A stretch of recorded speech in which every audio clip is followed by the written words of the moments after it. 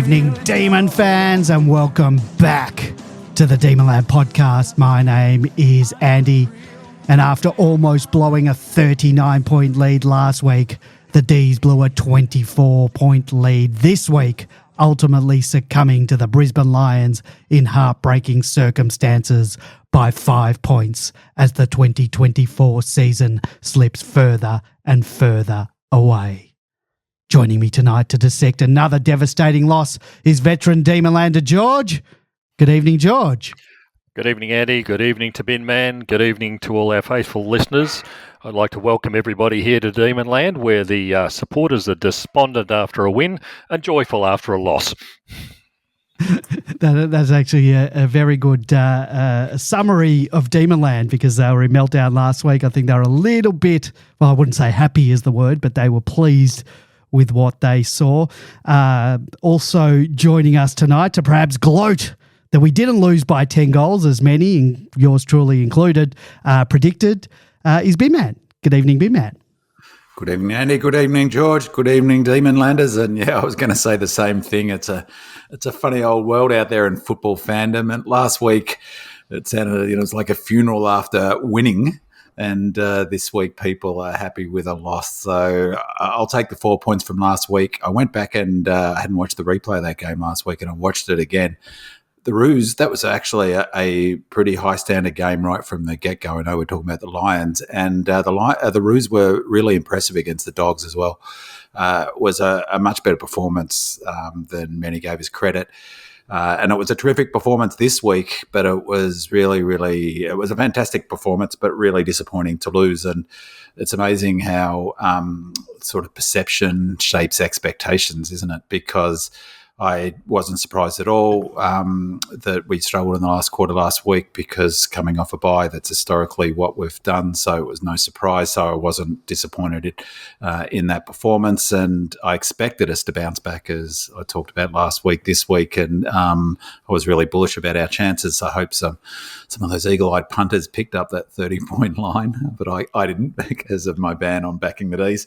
But my thought coming into the game was that, as I said, would be bullish. So my perception of it is really, really disappointed to have got the loss, but so much positive out of it. That second quarter was arguably the best we've played in a quarter of footy since the grand final and win in 21. I mean, close to it, we were dynamic, and so a lot to like.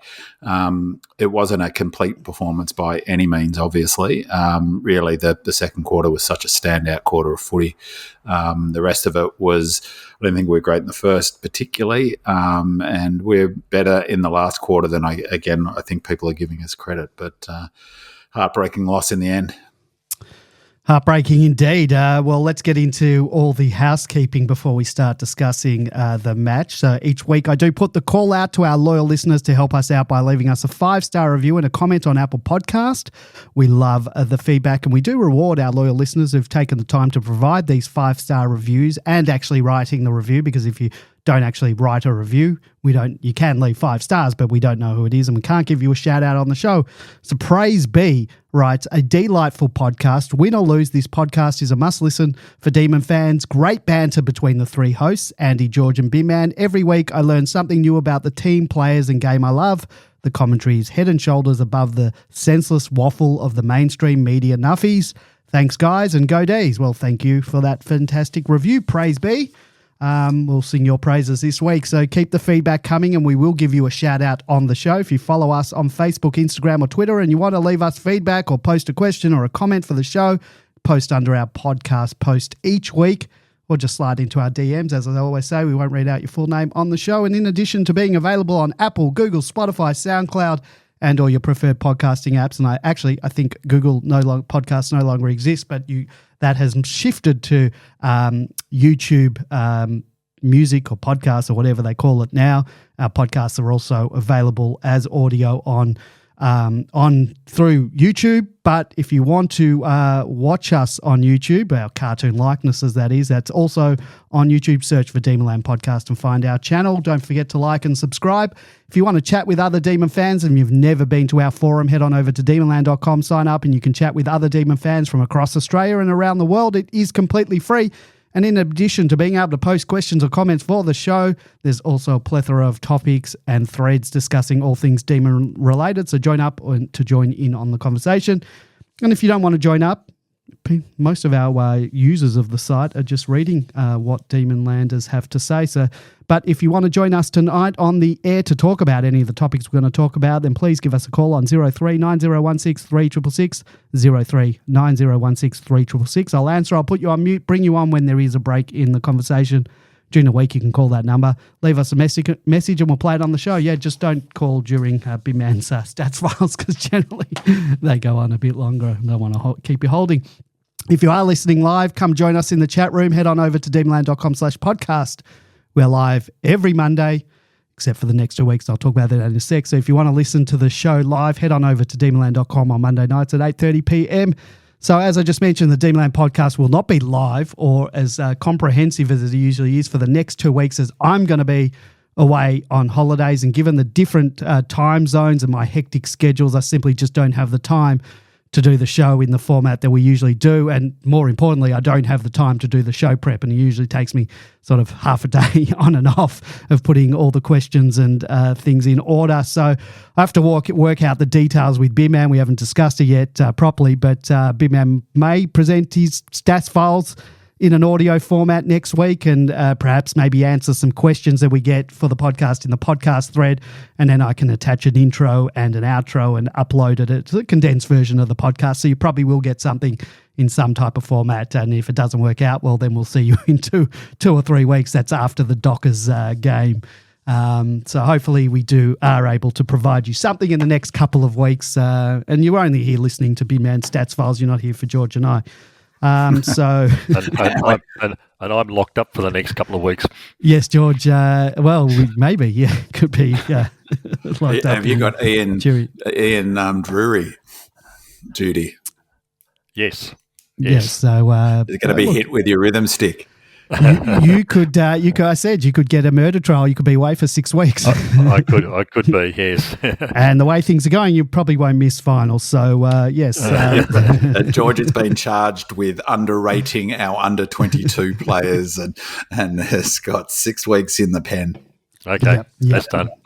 All right, let's get into Andy, we're starting 7:30 tonight, so someone's going to be listening in about an hour, and we're going to be halfway through the show. But as George noted we're starting at 7:30, so I can really stretch out tonight. So yeah, well, I asked the guys if we could do this an hour earlier because I'm leaving in a day or two, and I need to get sleep because the night before I travel, I'm not going to be able to sleep. So hopefully Big Man doesn't take this opportunity and go for an hour longer, but we'll see. Let's move on with it so that I can try and finish at an earlier time. But you'll be in business class all the way over to the United States, won't you, Andy? You'll get plenty of sleep. I can't sleep even in business class, maybe first class. Drugs is what you need. Yeah, that's what you want to do. Just as a general thing, or just All right, let's get into the match overview. In a thrilling encounter at the Gabba, the Melbourne Demons experienced a heart-wrenching 5-point loss to the Brisbane Lions, marking their second consecutive goalless last quarter after holding a substantial lead. Coach Simon Goodwin's side once again struggled to maintain their composure in the final term, allowing Brisbane to snatch victory in the dying moments. The match began with the Lions asserting early dominance, but the Demons responded with an explosive second quarter. Melbourne's midfield, led by Jack Viney, Clayton Oliver and Trent Rivers, overwhelmed Brisbane with their ferocity around the ball. 𝗟𝗶𝘀𝗁𝘀 was the star of the half, kicking 4 of his 5 goals and demonstrating his exceptional pace and finishing skills. Jacob Van Rooyen added 2 goals, helping Melbourne to an 8-goal quarter and a 23-point lead at half-time. And despite a commanding lead, Melbourne's momentum waned in the third. Brisbane began to claw back, narrowing the deficit with improved midfield pressure and more scoring opportunities. The Lions' persistence paid off in the final quarter as Melbourne's scoring dried up, managing only 2 goals, 8 after their dominant second quarter. Harry Petty, Ed Langdon and Tom Sparrow's missed opportunities in front of goal proved costly, as did Bailey Fritsch's inaccurate finishing. The final quarter was marked by controversy and high tension with scores level and less than 2 minutes remaining. Alex Neal-Bullen was penalised for deliberate out of bounds, setting up Hugh McCluggage's match-winning goal. McCluggage's composed finish from the boundary gave Brisbane their first lead since the second term, and a desperate late attempt by Fritsch to level the scores went wide, sealing Melbourne's fate. 𝗟𝗶𝘀𝘁𝗃 dominated the forward line with 5 goals, providing a consistent threat throughout the match. Jack Viney led from the front with 26 disposals and 9 clearances, driving Melbourne's midfield efforts. Clayton Oliver bounced back from a poor game with 29 disposals and a goal, showcasing his elite ball-winning ability. The D's season now hangs in the balance as they sit 12th on the ladder with an 8-7 record. The upcoming match against West Coast at the MCG offers a crucial opportunity to regain momentum and restore some confidence. However, given their last outing against the Eagles, the task is easier said than done. Coach Simon Goodwin faces the challenge of addressing the team's late-game vulnerabilities and instilling the resilience and composure needed to secure victories in tight contests. Let's get straight into your stats files, Big Man. No worries, just a comment. Do you reckon because he got 9 coaches' votes I saw in the thread you put on Demonland, do you reckon that's the first time he's got 9 coaches' votes? Yeah, I'd say that. 5 goals is probably his highest goals ever. He's probably kicked 4 on maybe 1 or 2 occasions and maybe a couple of 3s and 2s and stuff. So, yeah, probably the first time he's received that many coaches' votes. He was just fantastic in that first half, wasn't he? So dynamic. Such a great player to watch went on. So just ahead of the stats files this week, just want to return to Maxie's comments on ABC Radio that I highlighted last week. It was just interesting rereading them when I was putting together the stats for tonight. I had it in the doc that I was looking at. Just a reminder that he said that he was, a couple of times he said this, that he was really, really pumped for Friday night, that he set it up so well, Goody, that I think we're going to see a strong effort from our club up there. He talked about Clary working super hard and hopefully will get back to his best in the next few weeks. He talked about how critical winning clearances was at the Gabba, which was really interesting given how well we did out of the centre, particularly in that second quarter. Again, talking about being in the right form of in the right part of the year. He talked about excited to try and get there, not there yet, but hopefully with a couple of little tweaks. And we keep smacking in on the contest and our defence side of the brand and hopefully get there by the back half of the year. And I think that's exactly what we saw for big chunks of that game where we really smashed in the contest. It was a fascinating game, I think, from a number of perspectives around tactically, but in particular how we played. Here's my tip, that the second quarter is the model that we're going to be looking at playing come the end of the year. It had very sort of similarities to our 2018 model when we were barnstorming it near the end of that year. And I was thinking back to, we really came hard in 2018.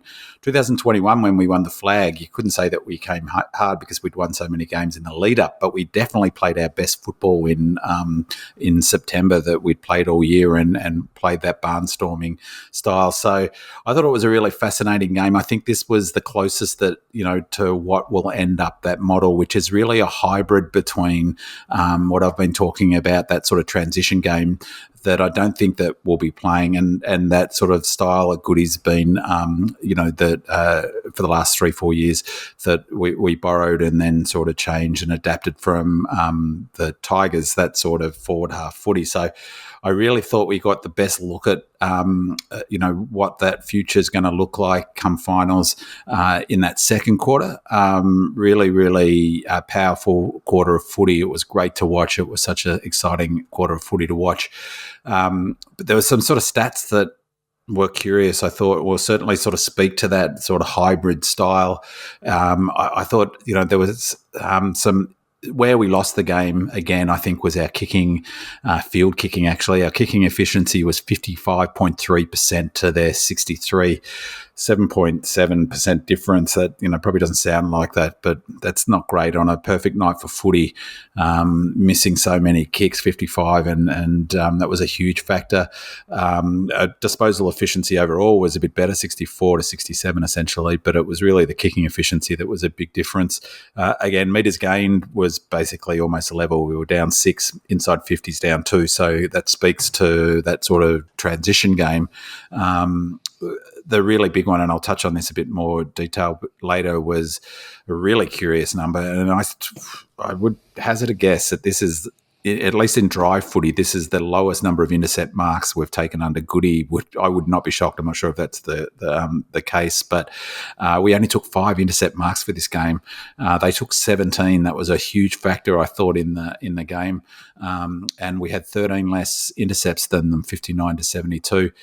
Partly that's the model. We're intercepting less because we're not, playing that pressure game where we slow it down and force a dump kick and then do that. But, I thought it'll be interesting when we talk about the ins and out later. I guess that's part of the challenge of having 3 talls and running and not having an interceptor. Lever didn't have much influence, but that's a really low number for Goodwin coach team, only 5 intercept marks. The other one, which was sort of speaks to, I think, some of our sort of defensive sort of structure that I'll talk to in a sec, was that they scored 3 goals zip from kick-ins, 3 for 18 points. Our season average, we only concede 2.7 points a game for points from a kick-in, and they scored 3. I can't remember. Were 2 of them in the first quarter? Do you recall we've won the end-to-end? I can't recall. Yeah, I think there was at least one of them. And so going into the sort of blueprint DNA, defence, as I've talked about, defence, contests, they're the 2 fundamentals of Goodwin's game plan, and those things were really back on board. Transition back half football, scores from defensive half and turnovers being the key indicators. It scores from turnover, and fitness, obviously, and we'll talk at length about fitness tonight. So on defence, I thought opposition score was a really, I don't think, defensively, I don't think we were that great. And I reckon that would be the part of the game that Goody would be most concerned with. On expected score, it was 90.8 to 80. We scored 81, so we scored almost bang on our expected score, and they weren't far off theirs. They scored 86. So, and they had 6 rush behinds, which was another curious number. We gave up 51 points from the back half, which is not a great number. A season average is only 30.9 from the back half. Ditto for 3 goals, as I noted, from kick out. And I suspect a big chunk of that was in the first quarter. I actually think we were lucky to be in the game at quarter time, because we looked a bit defensively all over the place in terms of our ability to stop them on transition. They clearly came in with a strategy to spread us wide, which all teams have been doing in the last few weeks. They play that sort of kick mark anyway, but they were using the width of the 𝗟𝗶𝘀𝘁 a lot more than they normally do. Normally they're a lot more direct towards goal, the Lions. And they did sort of move it through us, but I felt like it wasn't because we weren't spreading. And I checked the numbers on the Telstra track at the end of the first quarter to test my sense with we're actually running okay, and we were smashing it on, particularly when on defensive running, sprinting on defence which I'll speak to a bit later, but is when you don't have the ball, when the opponents have got the footy. And so I thought our running and our patterns were not so much our pattern. Our running was fine in that first quarter. It was just that we were a bit out of shape. It really took to the second quarter, when we really got on top and we attacked ourselves. But I thought that first quarter wasn't defensively wasn't that great. I mentioned in terms of defence, last week we had 71 to 67 intercepts and 12 intercept marks down to 14. But this week they had 13 more intercepts, 59. We only managed to 72, 13 more. And intercept marks, as I mentioned, 5 to 17, which I'd be guessing that'd be almost close to the biggest differential under Goody. I don't know, but that wouldn't shock me if that was the case. That's a really unusual number for Goody. Partly that was that shape, and partly that's how we're playing.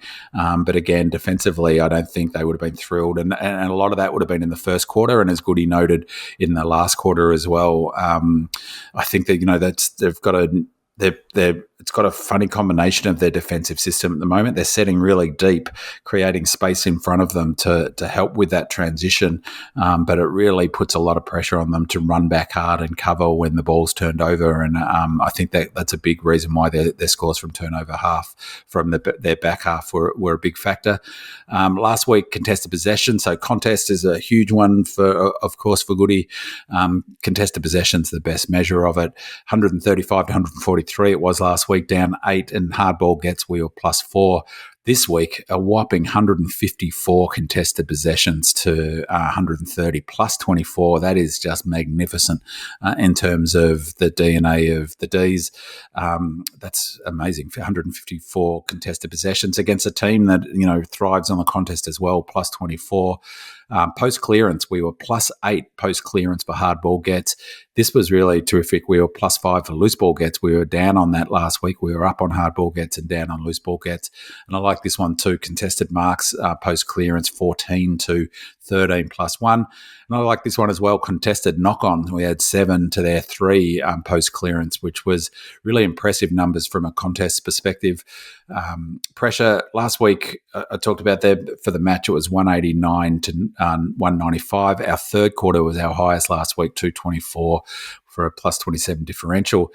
Our pressure was down this week, and sometimes they don't line up, and partly with the way Brisbane playing and that really looking to spread, there's less opportunity for contest, and I really think Brisbane tried to keep it out of the contest, particularly in that first quarter, or they didn't want to make it into a contest, and I suspect I know the reason why in terms of what we're able to do in the second, but our pressure was almost a season low in the first quarter, 148. That's terrible. I suspect, as I say, a fair bit of that was we were chasing tail and spreading, and there weren't so much contest, to 186. So a 38 differential, massive 37 differential in the fourth quarter last week.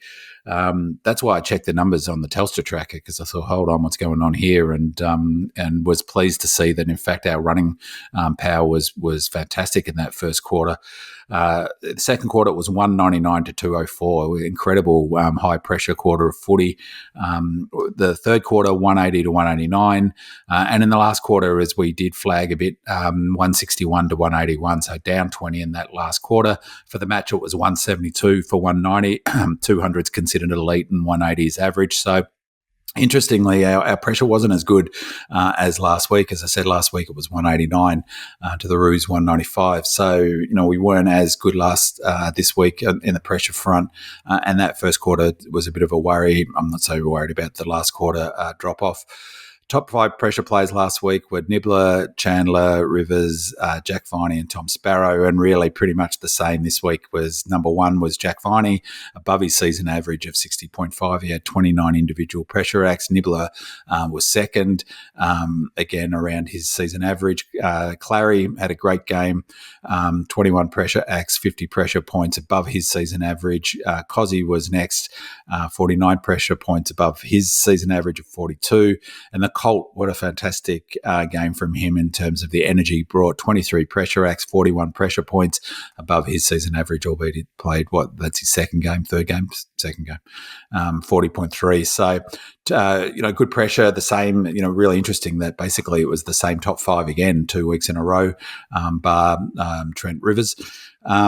Tackles, another one where we excelled. We were +4 for tackles last week, +11 for tackles inside 50. We won the tackle count against a really strong tackling team on last Friday night. 71 tackles we laid to 53, +18 for tackles. It's a cliche, but we came to play 100%.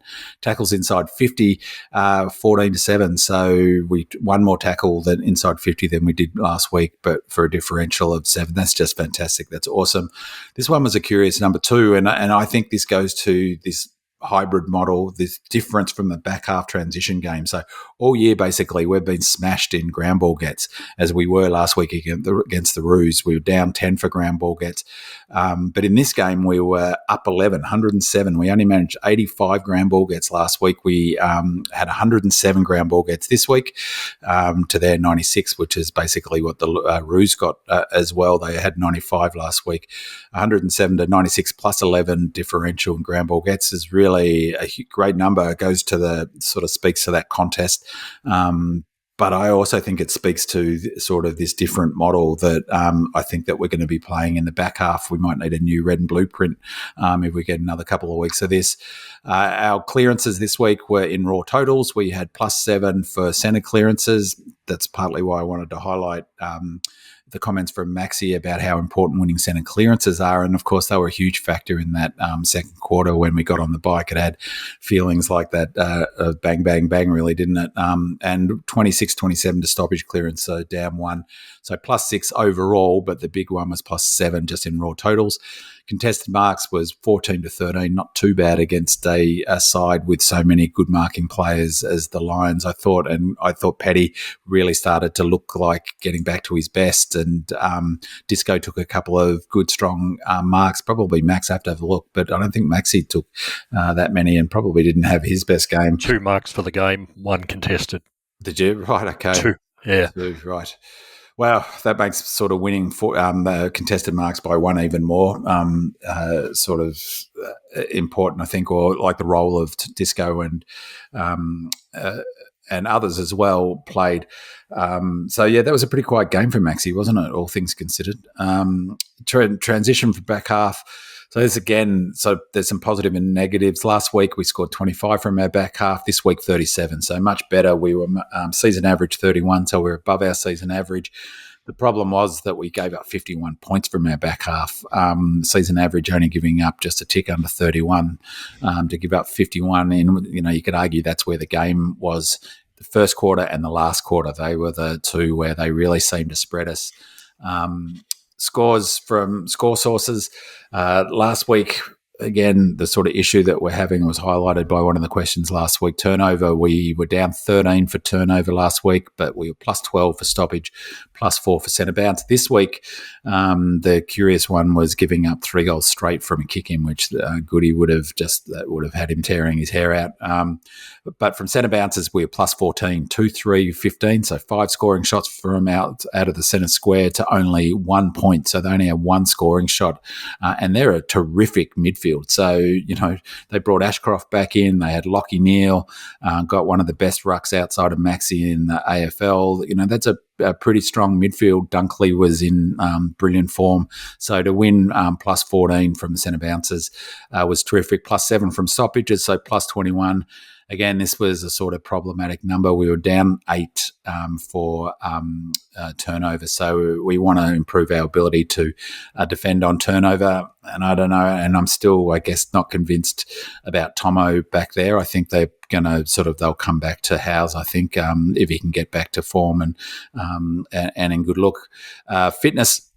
We'll cover that later. Centre bounces, just briefly, it looks like, I'd be interested in your thoughts on this, George.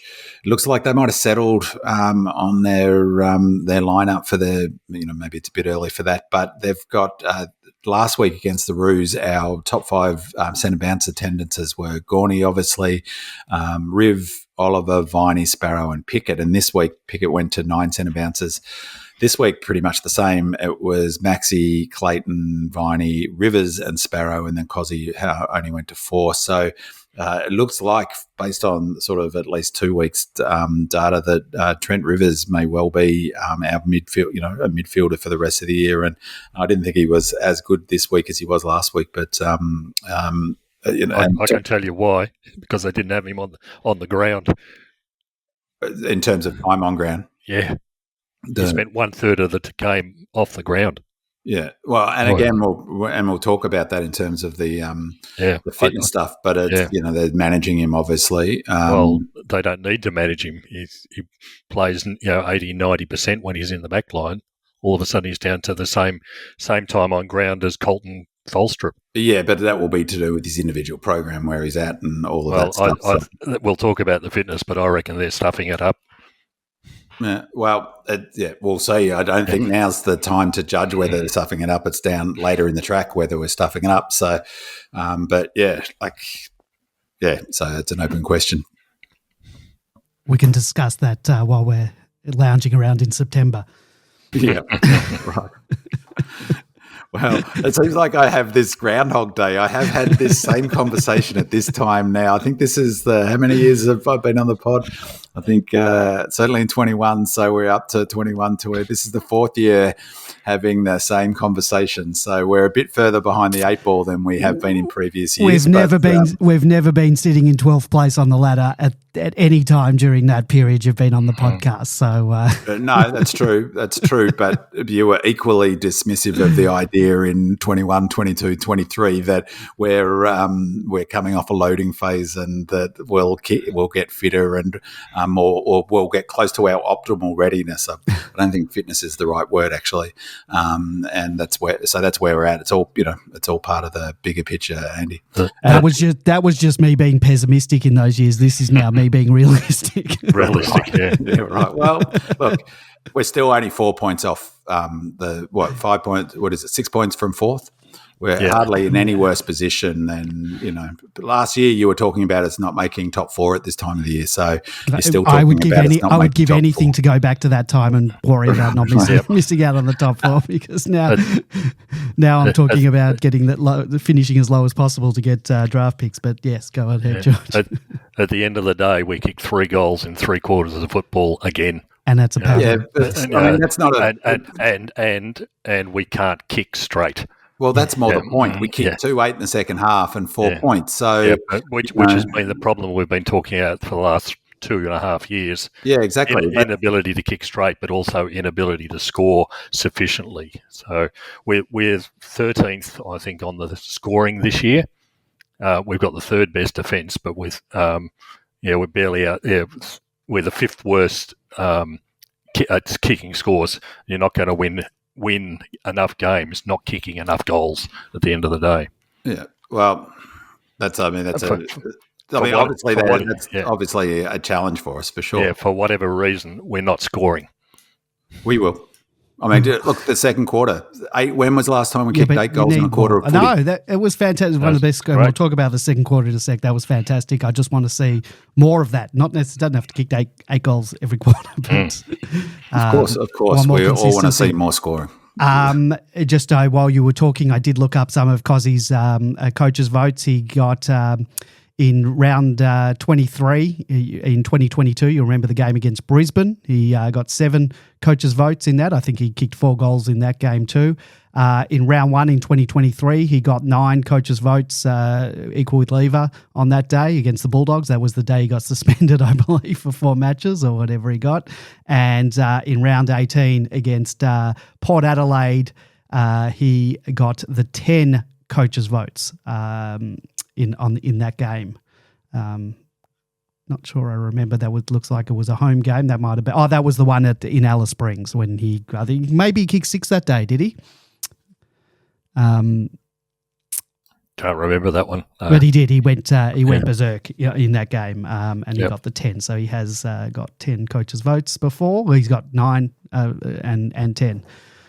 So that's 𝗍ci𝗍𝗰. Well, are you done with the stats files? Yes, indeed. Okay, so let's get into the listener questions. This is about Binman's bragging rights. Stephen WA writes, feel like Binman has the moral bragging rights over George and Andy. The boys had a dip not us, the Melbourne boys had a dip and probably should have won that. Go Days. Sam6172 writes, I would like 30 seconds dedicated to Binman just saying, I told you so.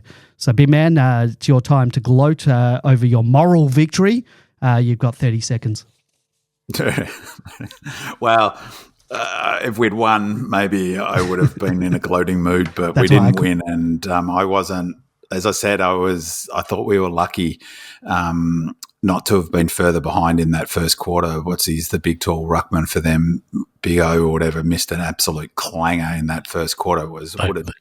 My head would have exploded if he kicked it. It was after a ridiculous thing from me. I wasn't surprised, was I? So I did call it. So fair call to me. And it's really, you look at history, as I've talked about, I'm a punter, like on horses, and it's all about looking at history and going back. And I don't know why they don't do it more in footy, but in horse racing, if you're a serious punter, you put a lot of work into the historical right back. Some races go back 100 years. You look at the patterns.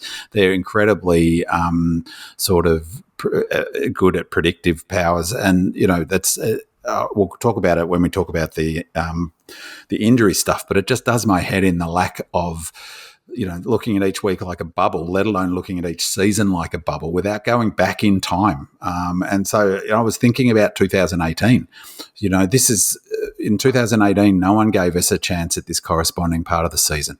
And I started thinking Goody has been on this sort of roaring home train, right back to 2018, right back to 2017, arguably. We almost made the finals late after getting on our bikes near the end of the season. So, yeah, it didn't surprise me at all, the performance. As I said, I was a little bit disappointed in how we came out in the first quarter. I was thrilled how we played in the second quarter. It sort of met my expectations, which is why I'm sort of not more thrilled with the performance, because it was what I expected. So, we're right up to our ears this season. And I'll be shocked if we don't make finals. And if it's going to be hard work, obviously, to make top four, but, we're going to be that team that no one wants to play, just like the Giants were last year. That was more than 30 seconds. Our next Demonland poster doesn't want to hear anything from Bin Man. Greg Demon writes, what is there to report? We blew it. End of podcast. I enjoy listening, but how is this, the bloke that's always positive, going to spin this? I assume he's talking about you, Bin Man. It's definitely not me. Love the podcast, but at present am seething with anger. We lost that one. Showed a complete lack of football integrity. Sam6172 replies, get a grip, man. We lost by a kick to a team that everyone expected us to be completely flogged by, including most of our supporters. We won't take much for B-Man to find some positivity, because large parts of our game were good. Ran out of gas in the last and lost a close one. Game is looking much better and several players showing improvement. Kept a team who has averaged about 130 points the last few games to sub 90. So B-Man, any more positive spin for angry Greg Demon on top of Sam6172's response? Not really spin, but I mean, but let's not forget, both you guys and 90% of Demonland, like in all seriousness, gave us zero chance in that game and fully expected us to be beaten by 10 goals. Yep. Right. And so, I would just say is I would just say that, everyone, if you can't recalibrate, like if that was your expectation going in, then it's a brilliant result. Then there's no other way of looking at it. It was a brilliant result. We should have won the game, arguably, although that's underselling Lions. I thought they took their chances and were good. So I mean, I don't know what there's not much to be negative about. I wouldn't have thought, other than not getting the 4 points.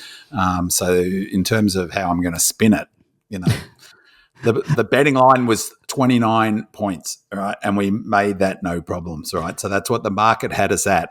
And Demonland market had us getting beaten by 10 goals plus, and the podcast had us getting beaten by 15 goals. So even on the night, I think we were lucky to only lose by 5, because they missed a couple of, and not just goals. I'm talking about the handball, don't rewrite the drop history mark. now. So come on. All right, let's move on. The second quarter, before we talk about the last quarter fade outs, let's talk about our incredible second quarter.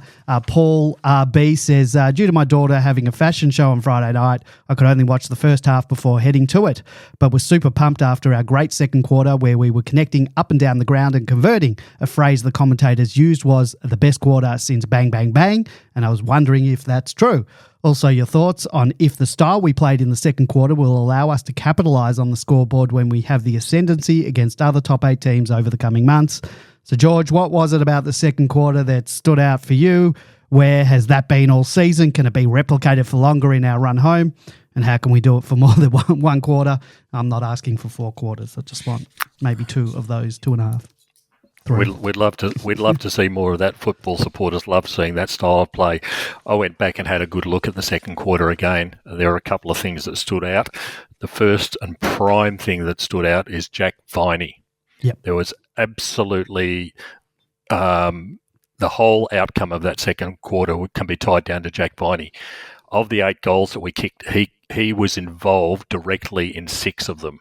In handball change, kicks to players, getting the ball out in the first place. So that was the biggest single factor. We kicked 6 goals in 7 minutes. So yes, it was close to the bang bang bang situation.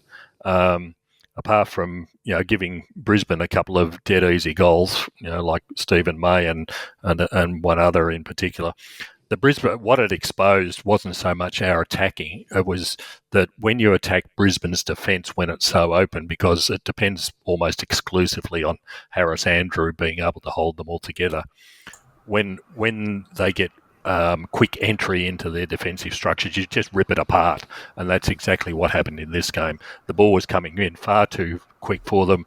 Even the commentators were noting the space that Melbourne players had available to them. JVR kicked two goals, I think, because he was almost one-on-one. 𝗍𝗲𝗀 got another one for the same reasons. Plenty of space in the back half. What we had done was Fritsch was shutting down Andrews, which was important to us. So it stopped those intercept marks that he notoriously takes.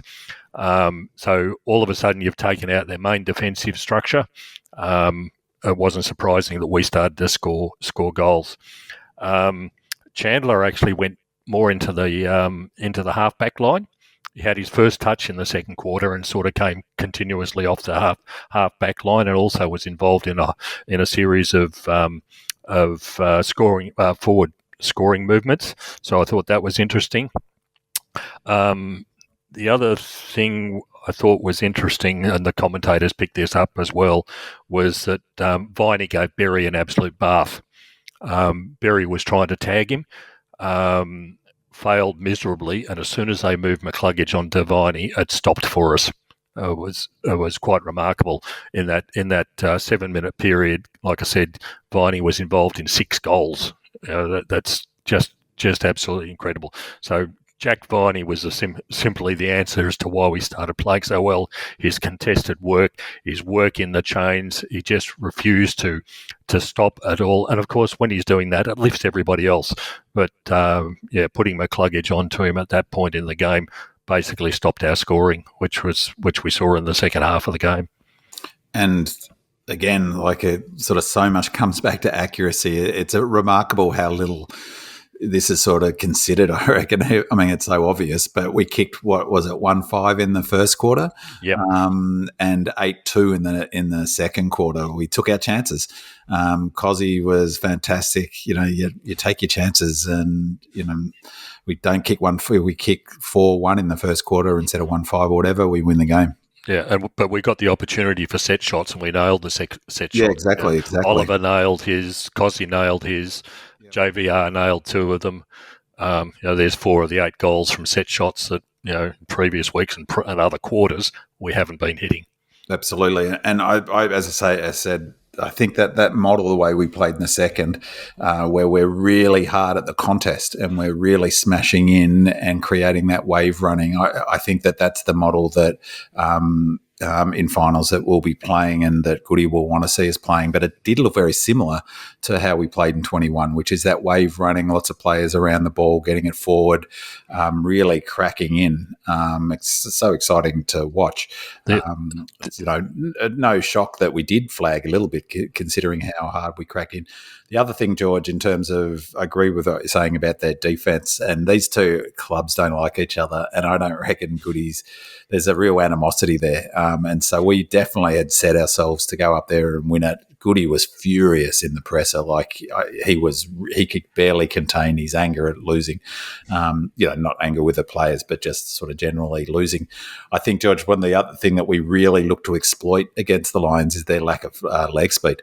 And really sort of had them chasing tail. And so it was a fantastic quarter of footy. I could watch that over and over all day.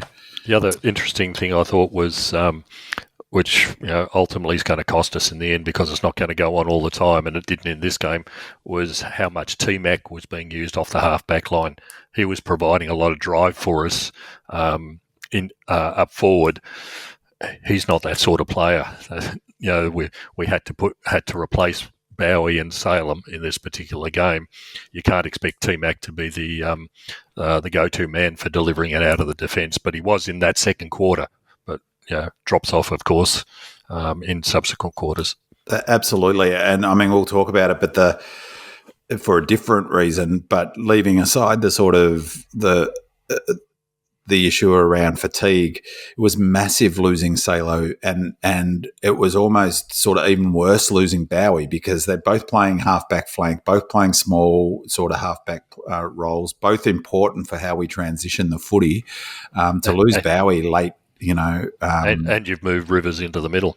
And you move Rivers into the middle. I thought it was remarkable that, given, we're up against it, that to me that made the performance all the more meritorious, because 𝗟𝗀 out was a huge out. And I think they pulled the wrong rein, having Brown Dog as the emergency. I think they needed to have someone like a Laurie or as an emergency, because, maybe there was no thought. I don't know what happened to 𝗟𝗀. Why did he get? It was the back. It was injury, from what I in the warm up. Yeah. Oh, really? I believe so. Yeah. Okay. Right. So maybe because it felt a bit like Brown was up there because for the experience and, to sort of cushion the thing of being subbed and being dropped. But I just don't know that he was the right sub. I would have, if 𝗟𝗀 had played, he would have played, and 𝗟𝗀 would have been the sub and a much better option. We'll never know, because he really didn't get used. But we'll talk about that a little bit later on.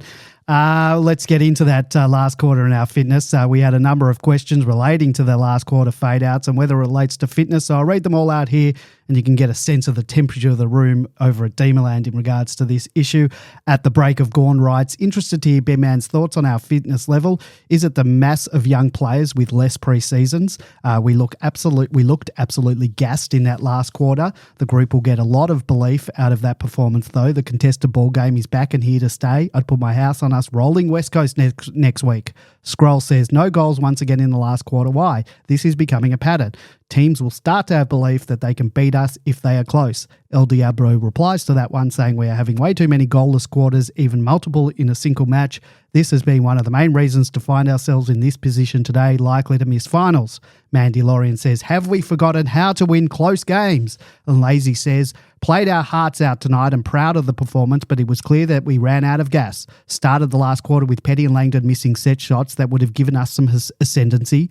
When we finally got it into the 50 after several minutes, we got pinged for holding the ball, and on another rare entry, Sparrow blazed away out on the full. These needed to be forward 50 stoppages to conserve some energy, but the game continued to be played at breakneck speed. It was only a matter of time before the damn wall broke. Rivers seemed a bit lax when taking that kick with 30 seconds to go, slow to get up, and of all times to turn your back on goal, that wasn't one of them. You need to get it in quick. With the ball having just been in the 50, I find it hard to believe we didn't have any tall timber up there ready for it. The kick was obviously going to the top of the square, yet Sparrow was the marking target. Where was Turner, JVR, or even Max? If we're going to delay a kick like that, so long then I'd expect to see the usual suspects lurking. Oh My D says, I think we showed more of what we are capable of in a game we lost on Friday than in any of the games that we've won this season. When we take the game on, when our contest and pressure rate is up, and when our defence holds, and boy, how much better does it look with Lever in there. As Goodwin said in his presser, he thought that we went into our shells and played it safe in the last quarter. I almost felt like we almost didn't take the game on at the end until a minute or so left, and T-Mac was ducking and weaving around multiple players to bring the ball forward with any sense of desperation to attack. Crushed after this loss, naturally, but honestly, I feel better about how we're tracking from this loss than after the North win. Sam6172 says, obviously very disappointed with our fourth quarter fade-outs. Assuming it's fitness related and not Goody trying to put the game to bed defensively, is it too late in the season to correct this? I would have thought that most of our loading periods are done. The Demons of 21 were just hitting their stride in the third and fourth. It has been asked before, but have we possibly messed up our fitness program for this year, or is it more related to the huge amount of young players who just don't have the tank yet, as well as the interrupted pre-seasons for a few of them? Monocular says, thanks guys for your weekly contributions to my sanity, especially after a loss or a shaky win like versus North. The last 5 to 6 weeks have been quite hard to take, but despite the loss to Brisbane, the game was our best for a long time. Any thoughts on why we just cannot score in final quarters? Do we really run out of puff due to lack of fitness or burning out of fuel earlier in games with nothing left at the end? Or is it just mental? Not quite defeatist, but maybe pessimism associated with the MFCSS. They seem to go into their shells. Well, big man, the last quarter fade-outs, the last 2 weeks, they do start to show a pattern. Is this a fitness issue? Is it explained by our inexperienced team with 11 players under 22 years of age? Do we stuff up the fitness program this season, given all the travel, the 2 5-day breaks and some of the extended breaks that we've had with the 2 buys and some 10-day plus breaks here and there? What do you make of our last quarters and our inability to kick goals and retain winning leads?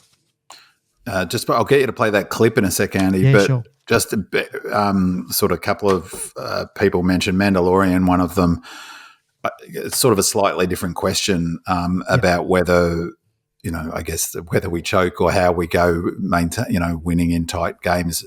I think that is a reasonable question. I think we've got enough evidence now where we've lost games that really it's not, not down to sort of an external factor like, fatigue or, something like that, where we've not choked, but where we haven't won. Like, whatever you say about the Pies, whatever I've said about the Pies is the scores on the board for them, isn't it, in terms of their ability to win the close ones. And it's something we need to turn around, whether that's a psychological thing. As George mentioned before, our kicking's always been a problem. Poor technique gets exacerbated by pressure. It's just one of the truisms, I think. So I think that's a genuinely, it's a reasonable question. On the fitness front, though, it's, again, we talk about this every time of the year, but if you could play that clip from, this is Corns on that, it's quite a good show often on the AFL, the round so far on Saturday night. You mentioned Melbourne before and their fourth quarter fade-outs. Have a look at this, Kane, because last year they were the best fourth quarter team in the competition. The first 9 weeks of this year, they were the best fourth quarter team in the competition. I don't know what's happened to them in the last 6 weeks. That's a 4-goal difference in fourth quarters alone. Yeah, well, I do some work with Nathan Buckley on a Monday morning and he questioned their fitness and the way that their body shape looks. Now, maybe you put it down to that because I'm not sure what else you can put it down to. Other than maybe that they have a good time off the field and they're not as disciplined as they should be with their training, with their rehab, with their pre-season and getting themselves as sharp as they should, because you never used to be able to question Melbourne's fitness and their run and their competitiveness, but certainly in the last couple of weeks, no goals in a last quarter would be keeping Simon Goodwin up at night, you'd think. Before you answer that, Bim Man, and you're probably going to have the same answer to me and many people have flagged it, do you think it has something to do with having 11 players under 22 and a lot of those players having played less than 10 games or less than 20 games? Firstly, Andrew, we don't have 11 players played this game under 22. It was only 7. Well, no, that's not. No, that's not true. We've got 11 on the list. No, we had 11 players in this game under 22. Melbourne just posted something on Twitter. Said the most 22 most 22 and under of any side in the last 2 matches. The next generation Demons is coming hot. We had 7. 𝗟𝗶𝘀𝘁𝗃 wasn't playing. 𝗟𝗶𝘀𝘁 wasn't playing in this game. That's not the case. I can tell you this now. JVR. This is who played this week. JVR, Rivers, Turner. Rivers is 24. Well, they've got that most players 22 and under, so Melbourne made a mistake there. I'll correct them in a sec. They've got Kynan Brown. They had on this picture Bowie, who didn't play, Tolstrup. Andy Moniz Wakefield. Is that Sparrow I see there? No, that's Woden, but he didn't play. Woden didn't play. And Windsor is there, and Judd McVie. So of the players that played, who's this kid? That's Howes, but he didn't play this week. He didn't play. 1, 2, 3, 4, 5, 6, 7. 7, yeah, you're right. 7 confirmed this week. And if Rivers is under 8, 22, and then 11 under 50 games. Yeah. So I'm just asking that question. I'll give you another couple of statistics to worry you. Fremantle had 8. This week, Fremantle is sitting 3rd on the ladder. Why would that worry you? I mean, because it comes down to the quality, Ben Man. If you've got come on, Joel. We had this discussion last week. The quality. We've got a great list under 22. I mean, Fremantle is sitting 3rd on the ladder. That doesn't provide evidence that their younger players are better than us. Yeah, but people are using the young players as an excuse. It's not Who's using it as an excuse? It's just a reality. We've got 11 players for a start. George, we've got 11 players who played in this game, 50 games and under. Trent Rivers is 22. Who played in this game coming off one pre-season, not even a full pre-season because they were drafted in Windsor, Colt and Pup, not that he played much footy. Sorry, Andy? Trent Rivers will turn 23 at the end of July, so he's not under 22. So he's 22. He's not 24. 22 and under, so they were right with that. Yeah. So he's 22 and under. So of any of those, of course that's a factor. Absolutely, he's number 24. Maybe mixed up his number. Of course, it's a massive factor. So, just taking that comment. Just that issue about our training program is that it's a super complex. Planning a high performance program goes without saying. It's a super complex project that begins at the end of the previous season, and a lot of work goes into it. We lost Smith, Gus, before the season started. They would have expected to get more games out of Billings, more games out of Hunter, more games out of McAdam, hopefully more games out of Ben Brown. That's 6 senior players who are not giving us, who have had multiple pre-seasons, played up around the 100 games of AFL footy, have got a good base of AFL readiness under their belt. So for a start, that would have thrown their planning completely out of a loop. So whatever the number is, that's 11 players, George, under in this team that played 50 games and under, and Bauer didn't play, but he's only 52. That's of course that's going to have challenges in terms of your high performance program. One of the things that that they know about high performance is that it's accumulative. So you start from a new base every year, and every preseason of high performance you put in, you're starting from a new base this year. And so you got someone like Windsor, who's coming off 3/4, and Colt, who's coming off 3/4 of a preseason. That's their base coming into the season. So there's no doubt. That's absolutely no doubt. That's a factor in terms of our sort of where we're at fitness wise. But the thing I wanted to say about, and this sort of picks up sort of the questions as well, some of the questions about 𝗠𝗲's comments, it just drives me nuts. So it points to 3 interconnected issues. One, fitness is the wrong word in the context of load management and high performance. At least in the context 𝗠𝗲 is talking about discussing our fade outs in the last 6 weeks. So I'm not really sure what the best term is. It's not really fitness. They're all AFL players are fit. Our team is fit. It's more about fatigue or conversely freshness. So, I've talked about dynamic or being in optimal shape or close to their readiness. So the second thing is 𝗠𝗲 notes he uses as evidence of us being fit is that we've been the worst last quarter team in scoring in the last 6 weeks. That's his evidence. Suggests that evidence is we're not fit enough and has a go at us. His questions why we may not be fit enough, suggesting motivation's an issue, how we're rehabbing, we're partying it too much was the implication from what he said. But here's where the Pearl and I can come together on stats, is it drives me nuts. It's like people stats are only useful to describe something, to be able to understand it. They're a symptom. They're not a explanation in of itself. So he makes the case that in the last 6 weeks, we're not fit based on, our scoring. But here's the rub. The whole data set, if he looked at it, was that we're the best last quarter team for the first 10 weeks. Number 1 in the AFL for scoring in the last quarter for the first 10 weeks of football. We almost ran over the Blues when we're 40 points down in the last quarter. We smashed the Hawks in the second half. We were the best team up to round 10 of scoring in the last quarter. So by 𝗠𝗲's own logic, that means we were a very fit team in that period, arguably the fittest in the AFL. So there's a complete logical inconsistency in what he's saying. So we were fit. 6 weeks ago, we were fit. The numbers, by his numbers, we scored more than anyone else in the AFL in the last quarter, meaning by his logic again, we were motivated. We did work super hard in the preseason. Suddenly 6 weeks later, we're not. Is it really, logical that our fitness could completely drop off a cliff in just 6 weeks? It just doesn't make any sense in of itself. And the third issue is 𝗠𝗲's diagnosis of why he thinks why we're not fit, which, as I said, basically boils down to him blaming the players, saying that, although he does touch on the youth of the team, but basically blaming the players for some sort of mental inadequacy or not being sort of switched on. It's just ridiculous, just asking questions. And it's a real bugbear of mine, the way the media, 𝗠𝗲's has played AFL.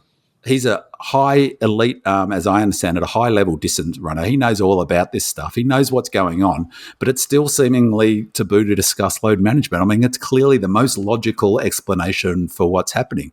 At least he should be suggesting it as a possible factor, particularly given there's 4 years of evidence, as I talked about last year, of a clear pattern of almost in that 6 weeks that he's talking about, in exactly the 6 weeks, I talked about it last week on the show, of a drop-off in form and a drop-off in our inability to score in last quarters. That's what I meant about looking back to history. The history of the last 4 years gives us evidence that this is predictable, what's happening now. It will happen again next year, and it will happen the year after that as well. And so if you don't at least consider the load management as part of the equation, what are you left with? You're left with the players are soft and not working hard enough. It's so shallow and it's so unfair on the players. And it doesn't help fans understand what's going on. So the next day, it's just stupid. The next day, the AFL put out this article. So first to worst, fitness no factor. So what's causing D's finals fades? Basically, the whole article is saying fitness isn't an issue for Melbourne. The game led to some queries around Melbourne's fitness and the side's ability to run out games, but that's a theory that's quickly dispelled by the numbers. On Friday night, the Telstra tracker shows the Demons ran a total distance of 297 kilometres. It was the most covered by any side across the entire round, and 9 kilometres, which is massive in a game of footy, 9 kilometres more than the Lions during the game. The Telstra tracker also shows Melbourne ran 43 kilometres at high speed, 6 kilometres more than Brisbane. It completed 272 total sprints, 50 more than Brisbane, and it ran 21 repeat sprints, 4 more than Brisbane. The Demons' average speed in defence, and this is from the article, a number closely tracked by clubs as it displays the side's work rate without the ball, which is a point I've made numerous times, was 8.3 kilometres. It was significantly higher than the Lions at 7.4 kilometres and the 5th best of any side across the round. And it goes on to note that these numbers have been similar throughout that 6-week period. When we've been the worst fourth quarter side. In fact, despite going 2-4 during that period and suffering significant losses to Fremantle and Collingwood with 92 and 38 points respectively, Melbourne has covered more total distance than its opponents in 4 of its last 6 matches, including against Fremantle. Right, including against Freo. The Demons have covered more distance at high speed than their opponents in 4 of those 6 matches, have completed more total sprints in 4 of those matches, and had an higher average speed in defence than their opponents in half of those games. Right, so fitness, the whole article is basically providing evidence that fitness isn't an issue. So why fade outs, it asks? Again, it doesn't give anything about load management. It talks about youth. Of course, that's a factor. And it talks about Goody going to our shells. But, they're not reasons. I mean, that's not logical. So there was an excellent post by 𝗟𝗲𝗀𝘀𝗁. And this is really what, for me, this is what that article should have said. The article should have said, well, if it's, we're clearly not fitness, where's the fade out? Because we were definitely looking like we were slowing down in that last quarter. But so were Brisbane, by the way. The other factor is both teams, including Melbourne, were coming off 6-day break and travel. So 6 days, we know it's a huge factor in football in terms of being able to get up. So combine the youth, the 6-day break, coming off a bye. It's no surprise at all that we fell away. But this 𝗟𝗀𝗀𝗀 on Demonland, there's a thread about this. It was basically triggered by Corns' comments. I thought we matched Brisbane from a work rate perspective across all 4 quarters, and fitness wasn't the difference. Both sides looked pretty gassed in what was a relentless fourth quarter, and while they held momentum, we had our chances and didn't convert. Similarly, they missed in what was a brutal final-liked game. Regarding the impact during the loading phase, it won't so much affect the ability to run out games as overall the players are stronger aerobically, but players lose some explosiveness due to the cumulative muscle fatigue caused by the increased training load. At the end of the loading phase, which we've just come to the end of during the bye period, at the end of the loading phase, the players would have around a week of tapering or reduced training load, which is short enough to keep the aerobic fitness gains they have made while freshening up and regaining their explosiveness. And that's exactly what we saw in the second quarter. This is the same approach taken by endurance athletes where they load up 2 to 3 months before an event and finish with a 7-day taper for the event. Looking at how we played versus Brisbane, our pressure was relentless. We would stick tackles, which in previous weeks we would look too slow or lack the explosiveness to bring the player to ground. And he goes on to say that we're absolutely in the hunt. So for me, that completely sums up. That's what that AFL article should have said. It's clearly around the high performance program. All that says to me is that next year I should book my holidays 3 to 4 weeks earlier. Well, you could have done that already. I didn't listen to the last 4 years of data. Lefty asks, what did you think of Andy Manise Wakefield's debut game? I thought he did some really nice things, seemed composed and didn't panic, has a nice bit of pace. I think we might have found another diamond in the rough. George, what did you make of AMW's debut game in the red and blue? Yeah, he played really well, slotted into where he was needed in that half back line.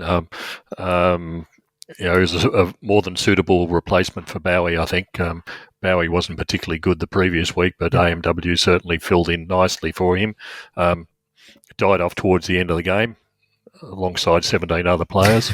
But not unexpected, given it was his first game, although he's played bucket loads of games down at 𝗚cie. But yeah, I think at the moment he's more useful than people like Laurie and probably even Woden. There's not a great deal of depth sitting down at 𝗚cie that's pushing through. He'll be a nice sort of added extra in that back line that we'll probably need at some point in the future again. I loved his wheels, how quick he was. It makes such a big difference to have speed off the half-back flank, doesn't it? Monoculus says the debutants this year are all looking good despite Pup's very little opportunities. That's kind of brown. Windsor has been a real find, and with another pre-season, he could be anything in the next year or two. Colt looks full of enthusiasm and grunt, and AMW so calm and poised. Howes will be good when he fills out a bit. Will we see any more like Jefferson or Seston maybe? This may depend upon where our season is heading the next month or so. George, we've had a lot of debutants this season, more so than in any of the past few seasons. 5 debutants, I believe, this year. Mm-hmm. How have you rated their seasons? Some have just been cameos, like Brown. Do you expect to see a few more, in particular, if the season continues to a trajectory that we might not be making finals? I think the 2 standouts have been Windsor, of course, and the fact that he's still playing. We're up to 17 rounds now. Yep. We would have expected, half a dozen games from a kid that's slight at the start of the season, but he's been hanging in there. The truth is, we have to, because there is no one else. People like Billings and Hunter are complete and utter failures. So he's our best, and the fact that he's still being selected ahead of Billings and Hunter, who we played this week, tells you a lot about the standing. So Windsor's been fantastic. I really, really like Colt. I think he will be in the midfield relatively quickly. The fact that we're having to use Rivers in there because, once again, we don't have any others who are pushing. Laurie's been tried in there multiple times and hasn't provided anything, but I think Colt will.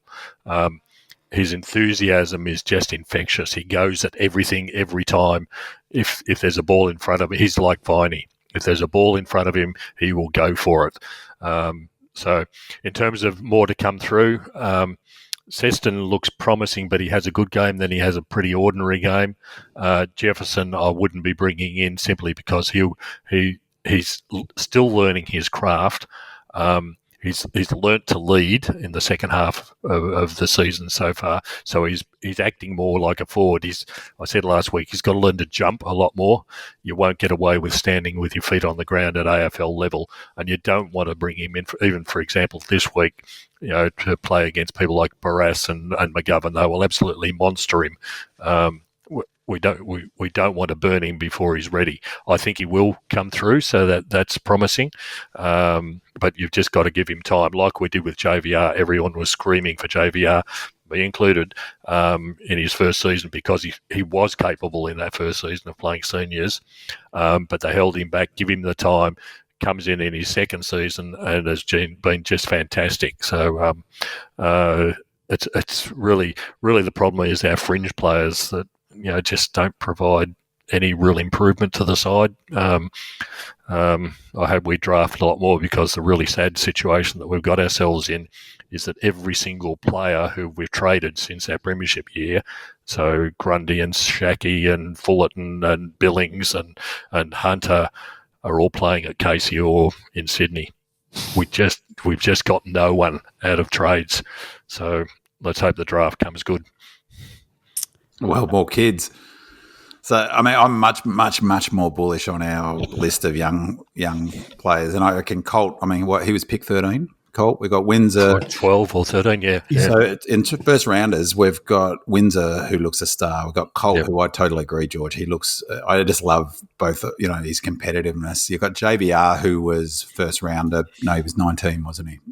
First round. But he would, if it was a draft again, he'd be a top 10 pick. Yeah. McVie would be a top 10 pick. Howes maybe not. AMW, I reckon he looks like he might make it now. I agree on Jefferson. I'd keep him at 𝗙𝗍𝗋𝗃 too, but I watched the last two games. He was moving a lot better in the last 2 weeks, like a forward, and he got rewarded for a second effort where he put a player under pressure and he kicked it on the full, which is what he wasn't doing in the first part of the year. He didn't mark it. He was out of the contest. Laurie's really the only one that I sort of worry about. I think Seston can make it if he gets a tank. Laurie's on the bubble. He could still sort of, he must worry where his football's at. Chandler is another one. Chandler's probably 23 though or something. But I think our young list is the envy of any of the other sort of top 8 teams. That's for sure. But I agree, George. I love the way Colt plays. I can see him going into the middle. He's a perfect replacement for Track. Obviously, he's never going to replace Track, but he's got that sort of combination of power and want for the ball. I haven't quite seen the best of his kicking yet because he's, by all accounts, a brilliant kick. But I think he's the sort of player that you hope Goody says, if you've got a chance at kicking the goal, just kick it. Don't give it off and take your chances when they come. So, I think the debutantes, Pup looks so tiny. I'm not sure, I don't know about the selection. And then, of course, the use of him was another question we'll altogether. Talk about that in a second. Howes is the one for me. Howes is the one that I'm hoping that was just exhausted and need to go back to the twos. I think he picked up 20-plus possessions, didn't he? He had 22 just quick, 22 disposals to three-quarter time. I don't know what he had in the last one. Okay. So he's the player who's currently at 𝗙𝗍𝗋𝗃 that we need back in the side, I think, to have that run. He can play tall, can play small. He's a player who can run off the back. As much as I agree with the sort of idea that Tomo's been, played manful and deserves his chances, I think our best defensive system is when Howes is in the side playing good footy. So it'll be interesting to see this week. I would not want them to bring Jefferson in. That's not, and they're not playing the kids. Like, as you say, George, the issue is, it's a big issue. It's a compounding issue. Like I mentioned, losing Gus, and I keep forgetting about Smith. Smith, of our best 22 players last year, we're also missing 𝗟𝗓𝗄𝗃, now Petrarca, Smith, Brayshaw, and that's 4 of our best 22 not in the side. All senior players, all who we're having to or choosing to replace with kids. And it's got you can just see Windsor. He's hit a wall, Windsor. And we haven't got Grundy, and we haven't got Jordan, and we haven't got Harms, who were all... Yeah, but we can't. I mean, those were... the thing is... exactly. They were good, useful. We were replacing... Well, and see, footy too, that's the thing. Harms was a 150 gamer who had multiple AFL pre-seasons under his belt, and it seems like we've been sold a pup with Hunter now, and Billings is not in the side. So it really Hunter is putting a lot of pressure on those younger players. Hunter was best 22 last year. He was in our team the whole year. Yeah, so though he effectively lost him as well. That's right. So they would have fully expected to be getting 15, 20 games out of Hunter this year. You would have hoped. And then if you did, you don't have to play a Woden, or you don't have to play a younger player. And so hopefully we'll pick up well, the Gus situation with his contract will allow us to be a bit more aggressive in the trade market. But, trading's always overrated in terms of who you can bring in. Unless you attract a free agent in the second to last year before their free agency finishes and give them some good coin, you never, Billings is about the best you're going to get. So there's a couple of things with the trading. You can only trade who's available in the first place. Exactly. And the second thing is, even though people are getting excited about the salary cap space we have, so do every team, because the total player payments has gone up. So everybody's got a spare $1 million in the bucket in any case. And the second thing is, like I said, you've got to have someone available to give it to. And I suspect that when a couple of years ago we've handed out long-term contracts to Petrarca and Brayshaw and Oliver and all those guys, if those are backloaded, we're in more strife because we won't have the money available in any case.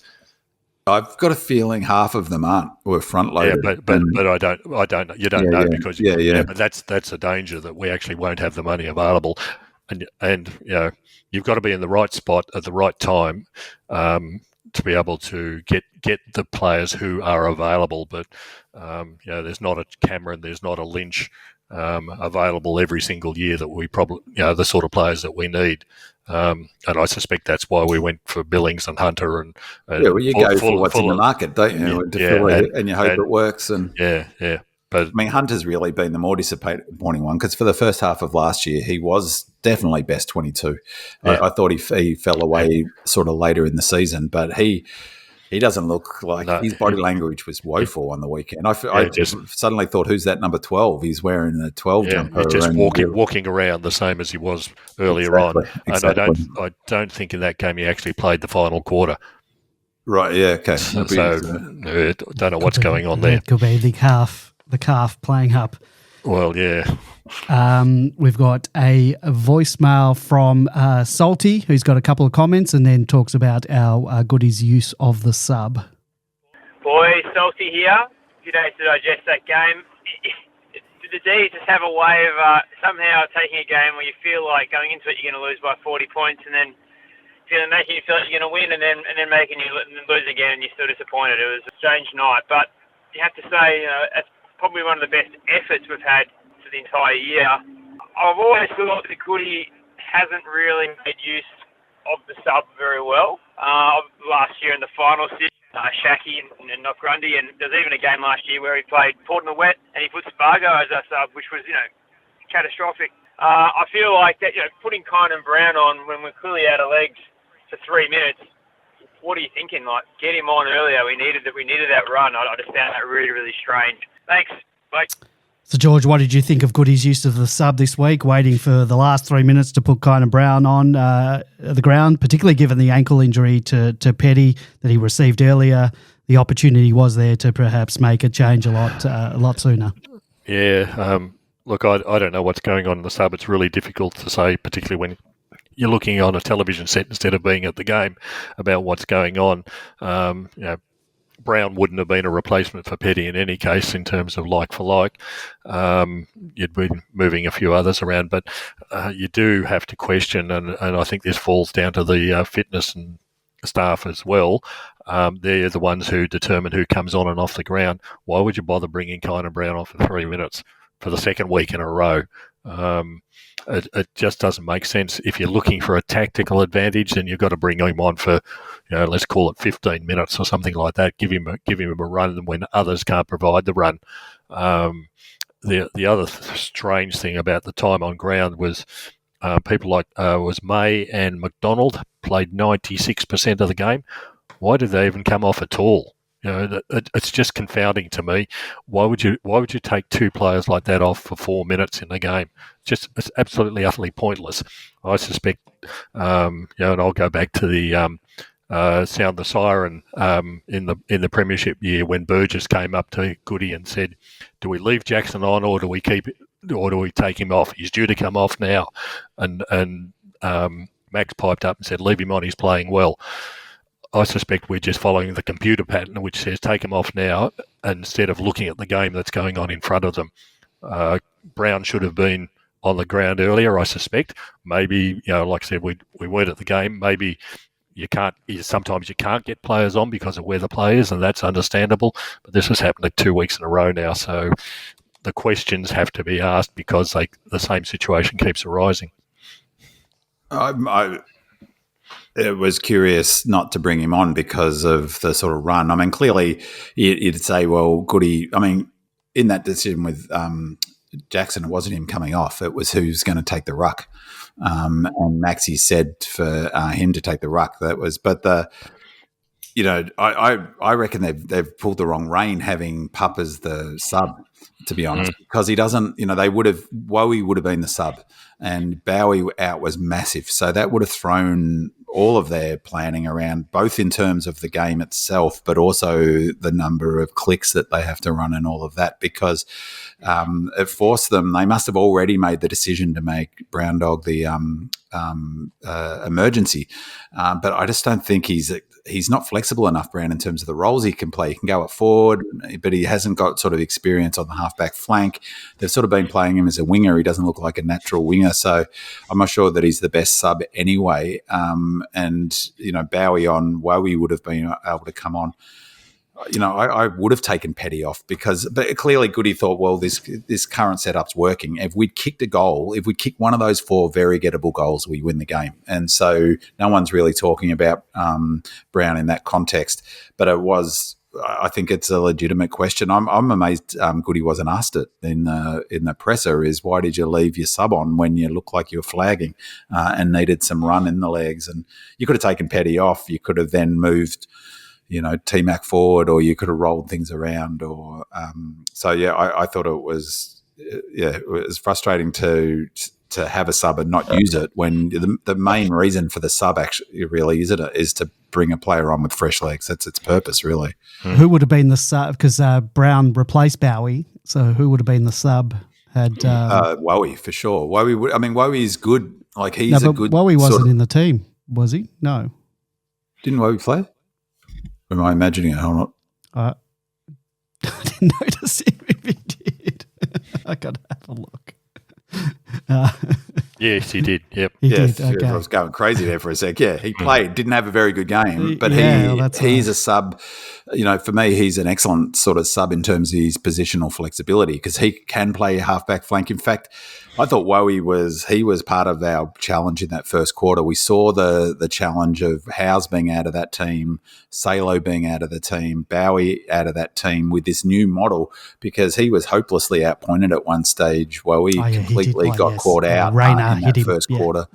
Rayner, right. So Rayner, I didn't think he had a great game, but he would have been a much better sub option to bring on. And as I said, they would have been better off bringing.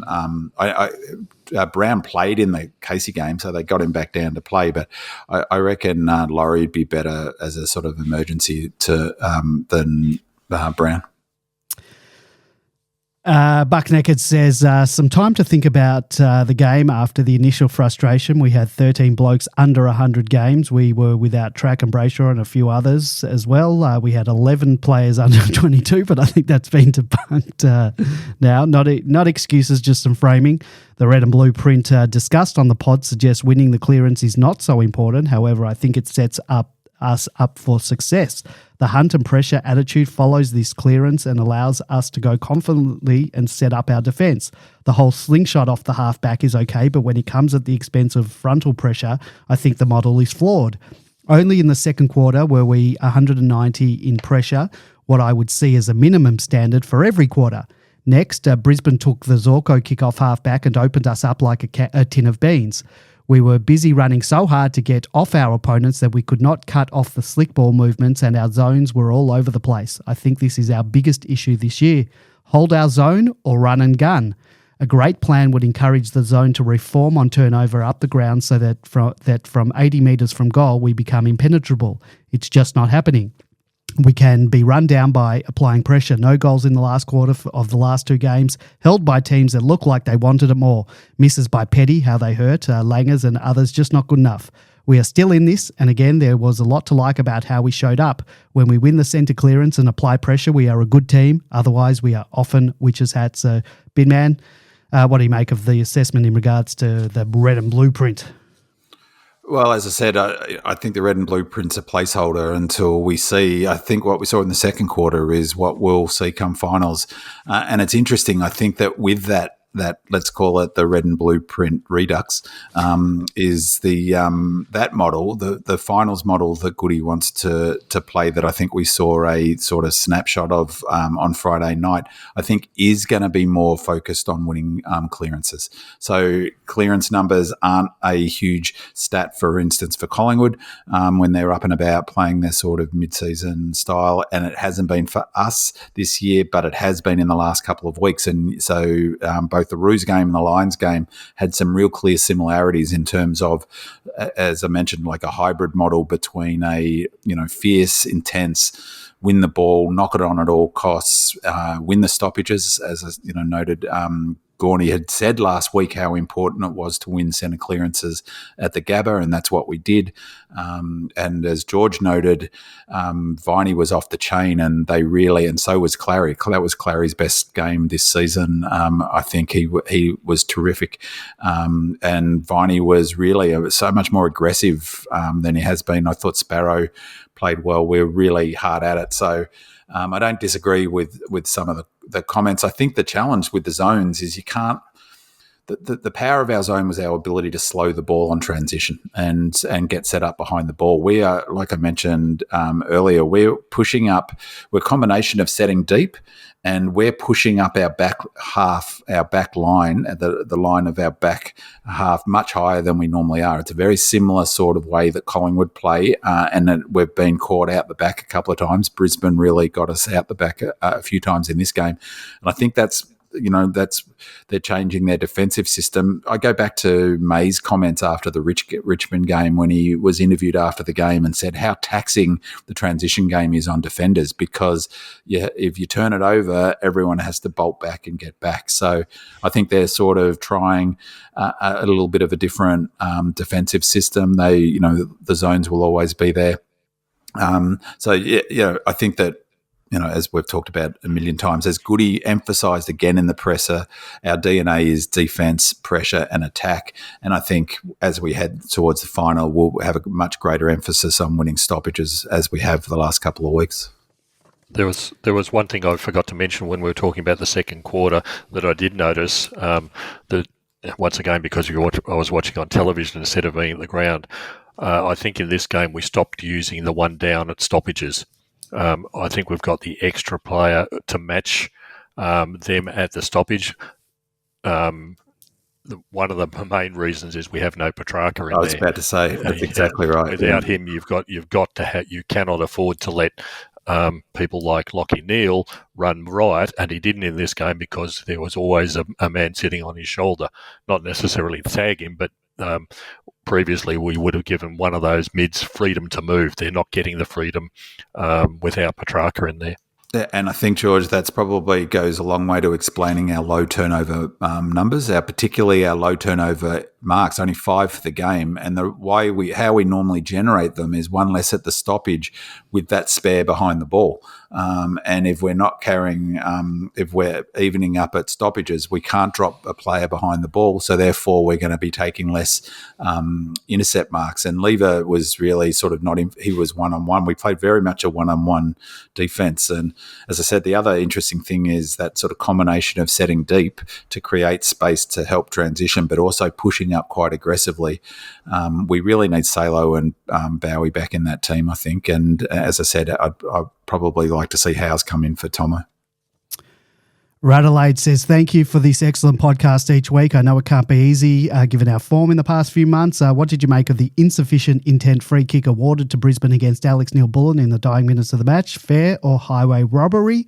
Wells11 says, please just mention the horrible holding the ball against Rivers. I honestly think that call doesn't happen if it's a Dacos or a Cameron or a Bolton. I almost threw my censored glass at the screen.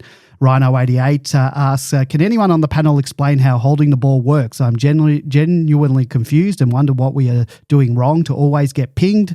Then the same thing happens to the opposition and we can't get a free. So, George, your thoughts on the umpiring in this match, and in particular some of the frees that weren't paid, and of course your thoughts on that insufficient intent call on Nibbler that ultimately lost us the game.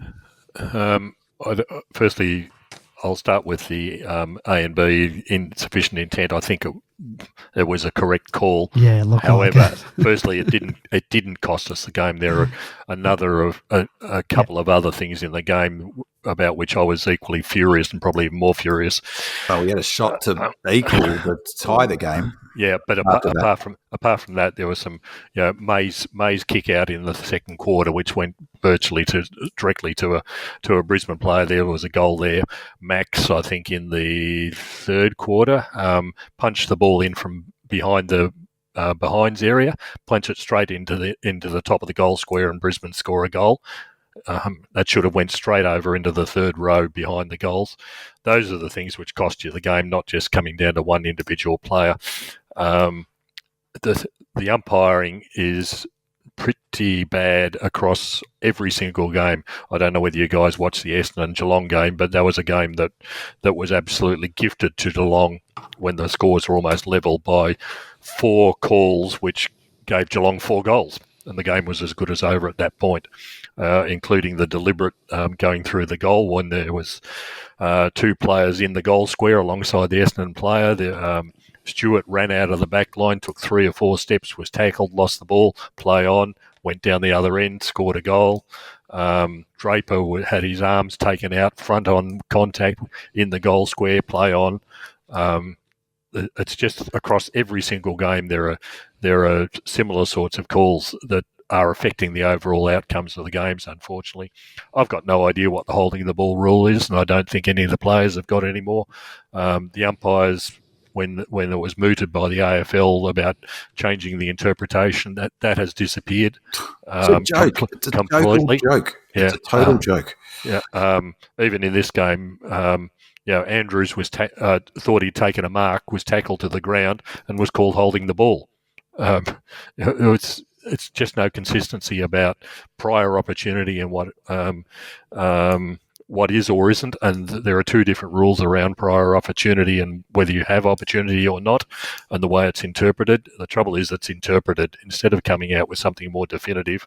Just make a rule that is clear and understandable and isn't, that is got less room for grey, as I've talked about ad infinitum. It's hard to not think they're doing it deliberately, like they are in control of the rules. Yeah, and the classic has to be the deliberate out of, or the not deliberate out of, the insufficient intent.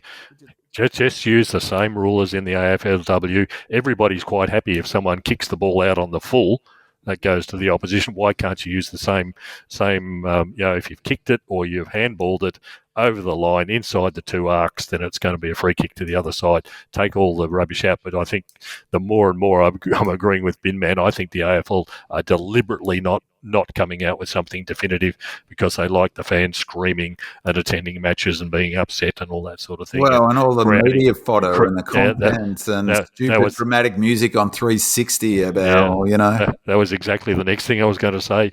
Gives people like BT and all the other clowns on the media something to talk about. Otherwise we'd have a game that we'd all understand. I think the fans, unfortunately, not unfortunately, the fans do understand the rules of the game better than the umpires and the AFL do. I mean, it's just like, of course, it's a hard game to umpire. As we've talked about, they should make it professional. Just stop wasting money on things like goal reviews and, all of that stuff, and put it into a proper program for the umpires. But they could solve so many problems just by properly writing the rules.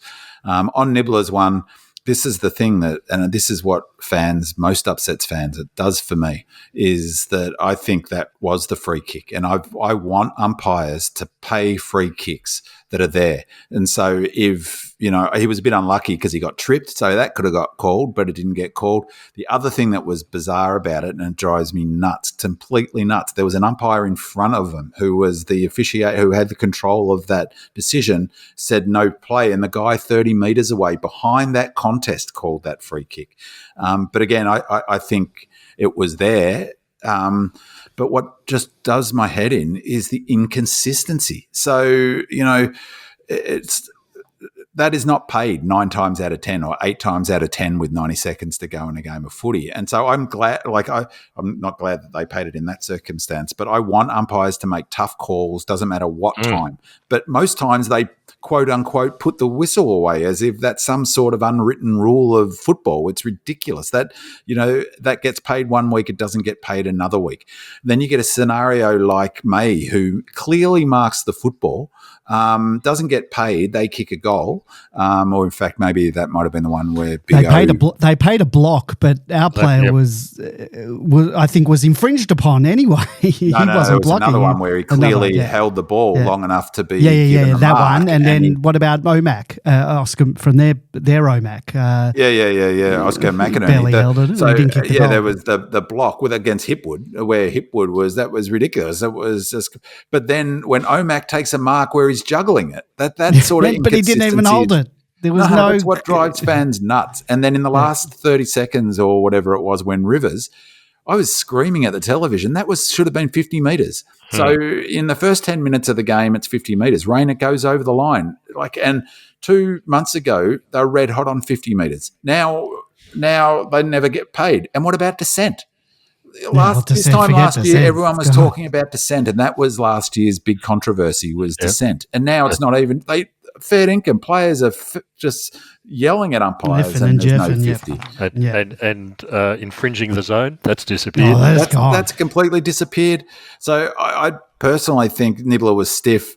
What he should have done is handballed it into the shins. And if he'd got it through, 𝗍nie was on the other side. But he legitimately did get tripped. I think it was a fair enough decision. It just drives me nuts how inconsistent they are, particularly given Melbourne have been on the wrong end of exactly that scenario. Remember the Crows game? Yeah. Yes. Yeah. How can you not? You know what I mean? It's we lose where they clearly run it over, and then we get paid against it and lose a match. And I mean, fair play to McCluggage. That was a beautiful kick. Yeah. Mm. We still had our chances to win after that, though. We had a chance to draw with, or at least tie up the score with Fritter. And then that last play, I think I haven't looked at it actually, but I think we could have done that better with Riv kicking in. I would have loved to have if they'd given 50 though, because he definitely went over the mark. I think it was Rayner would have put him at the top of the goal square. Probably would have only given us a 30-metre, 50-metre penalty.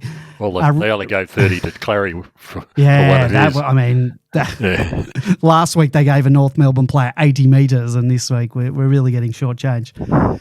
Red Jacket writes, I would love to blame the loss on our inaccuracy, but the Lions missed some gettable shots and stuffed up some chances late in the game, dropping marks and missing targets. Monoculus says, any thoughts on the Choco kicking skills experiments, which did seem to work when he first arrived, but the last couple of years, both field kicking and set shots seem putrid. Has his message gone stale, or maybe he isn't doing it anymore?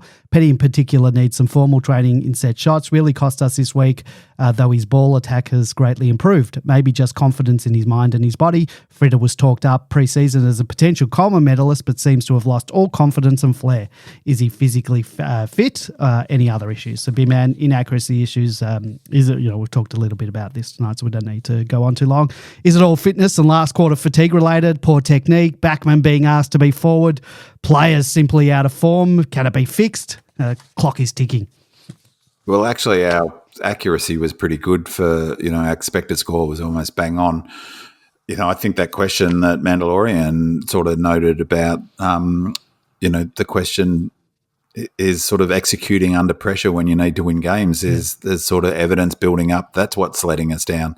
I mean, we were fantastically accurate in the second quarter. We missed 4 very gettable. Petty's one would have been massive to get that first goal of the last quarter. It was a shank, total shank.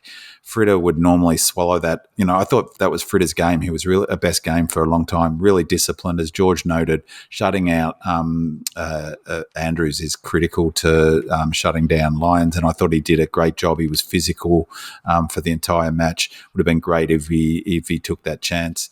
I reckon this idea that somehow Choco Williams' responsibility is, as I've talked about in other contexts, is I just think coaches are, massively overrated in terms of, AFL players' technique is pretty much done and dusted by the time they get to AFL footy. You can improve it around the edges. But bottom line is we've got too many players with poor technique. And, that, as I mentioned, I think one of the critical numbers was we're only 55% by foot. We've got a lot of butchers. And two of the players that we were talking about before, senior players, they would have been fully expecting to be in this side. We brought in for their foot skills, Billings and Hunter, exactly to address a need that we haven't got. Fatigue definitely plays a factor. You can see with Windsor. Windsor's not been as sort of impressive as a kick in the last few weeks as he was for the first 6 weeks. I really start to sort of think about the mental side of it and executing when you need to execute. Like, as I said, McCluggage goal was ice, wasn't it? So whatever you say about Nibbler, he's gone back from the boundary line and completely slotted it. Yeah. I'm not blaming Petty too much as well. 5 contested marks, and some of those were really telling. That's as important to us as anything else. I don't know who it was. Somebody on Demonland made a point that because his injury was on his left foot and he kicks with his right. Yeah. Whether that's affecting the way he kicks, it's a fair point. You would think that's possible. Makes sense, doesn't it? It does, but he's at least in this match, he's got some spring back. Yeah. And he's taking his marks, which are absolutely critical in terms of transition. When you've got a player playing up the ground and taking contested marks, those are really, really telling. Sadly, Max was completely off this game, where we depend on him to get the contested marks down the line. But I think that might be a factor for Petty. People forget too easily. He basically didn't have any pre-season at all. And then you've got Clary, who looked much better. And just on Maxi, George, the player rating, as I've talked about before, it's a pretty well-regarded stat in terms of giving a good measure of impact, better than votes and stuff, because it's a real measure. On the Wheelo's rating, he has a predictive rating. I'm not quite sure how it's arrived at the predictive rating for each game, but his predicted rating, Maxi, for this game was 15.2 for the 15.9 for the game, and he only had his player rating was 10.3 for this match. So Van Ruin was ahead of him, Tommy McDonald was ahead of him, Clayton was ahead of him, and just as a sort of indication of how incredible 𝗍ici's game was, his player rating was 26.3. His predicted rating for the game was 9.6. A phenomenal game of footy. So 26.3, 20 is considered elite. Anytime you get 20. Anytime an AFL player gets 20, that's that's an all-Australian level elite standard. 26.3. The next best was Brandon 𝗟𝗏𝘗𝘁, 17.4, and then Jack Viney at 17. That's an amazing performance by 𝗍ici's. Maybe we'll get a chance to. I've wanted to speak to Wheelo from Wheelo Ratings, and maybe in September, if we're not doing anything, we'll get him in to chat about how the stats all work. 𝗍𝗏𝗍𝗏 says, I was furious all night at how dirty the Lions played. A few notable examples were Reynard's elbow into Woden, a cheap shot. But what upset me more was Harris Andrews punching Fritter after Andrews outmarked him. How does the AFL allow players to punch an opposition player to their body like that? It's a disgrace. I think, if anything, the dirty play lifted the boys, but I just don't think that's good for the game. But I actually wish that our players had a little bit of more mongrel in us at times. Teams do seem to bully us, and I never see much in return, and I don't know how productive or counterproductive that stuff is either way. I just wish we had a bit of mongrel or physical presence in our game. I like what Colt does. Colt's not scared to sort of throw his body around. George, what are your thoughts on the physicality of the Lions towards our players, in particular those two acts that 𝗍𝗏𝗍𝗏's mentioned? A couple of things there. I agree with you, Andy. I don't think we've got the players who are physical enough. We've got players who are contested beasts, but I don't know that when it comes to physical man-on-man type stuff, that apart from Jack Viney and potentially Colt, Stephen May will stand up for himself, certainly, but there's not too many others do. So, but I agree with you. I don't know the value of that in a game of football. Does it affect the score at the end? Maybe the mental side of things if you're trying to get on top of an opponent, perhaps. But what I don't particularly like is the AFL, and particularly the match review and the tribunal, letting players get away with straight out punches. It sends a really bad message to younger players. It'll come back to bite the AFL in a big way in years to come. But until they start penalising people for doing that, there is no point at the end of the day. It doesn't make any sense, does it? Just suspend them. It's the last time anyone, give them a week. You punch anyone, you're weak. I don't care whether it's anyone with a closed fist. I just don't understand it. And I mean, maybe I'm misremembering, but they used to, like, you're done. It was you're like done. In the 70s growing up watching the footy, if someone closed fist someone, you got a week every time. Yep, and they should just do exactly the same, and guess what? It'll stop. Of course, who would give someone go miss a game of footy for hitting someone in the stomach? I mean, even in the NRL, you do that, you get yourself at least sin bend. So. And again, like they know, they talk. It's just again, it's so much frustration with the AFL is they know it goes down to the lower levels. They know it goes down to juniors and the ammos, and what players get away with it for AFL level gets copied in the under 12s. What did you think? So Stephen May last week got fined for staging. Did you see the vision of Braden Maynard in the game against the Gold Coast when he had a love tap, which I think the player who love tapped him got fined or whatever. But Maynard went down like a sack of potatoes. A bit of a staging, and you'll vomit if you see it. And there was no case to answer for a bit of bit of inconsistency fake again. Roos, this is where I'm at. Yes, Roos 2 says, sitting behind the goals, it was interesting to see whenever we kicked a point, the Lions fullbacks were rushing to get the spare ball and kicking it in before our players were set. They seemed to be able to slice and dice us with their razor-sharp kicking out of defence. They were so well disciplined. So, B-Man, your thoughts on the Lions kick-out strategy against us, and perhaps any thoughts on our own kick-out strategies and whether you see any issue there? Because I thought we were a little bit slow at times to get it out, and maybe that was Stephen May being a bit gun-shy after he stuffed that one up early in the game. Well, there's no point rushing it if you're not set up. So, but clearly the Lions were set up. They clearly looked in that first quarter. That's what I meant. They opened it up. They came in with a strategy to spread us. They use kick mark as it is. That's their game style. But they looked to use more of the ground in this game. That was clearly a strategy, and that's what I meant. Is in if I was probably going to knock us, is that there's a lot of talk about that last quarter, but really the first quarter was the sort of, for me, much more of a concern, and it seemed to take us a while to get our shape in order. And I think it's, we've talked for ages on the podcast about how important is and how strong our defensive system is, and you can take one player out and put another player in. Well, that's much more challenging when we're moving away to a different system now. We're playing a different sort of faster game of transition footy. We're still trying to set up our zones, but it doesn't look the same way. It's not the same game. The balls, we're very good at slowing the opposition ball movement, but that's not happening at the moment because of the game style.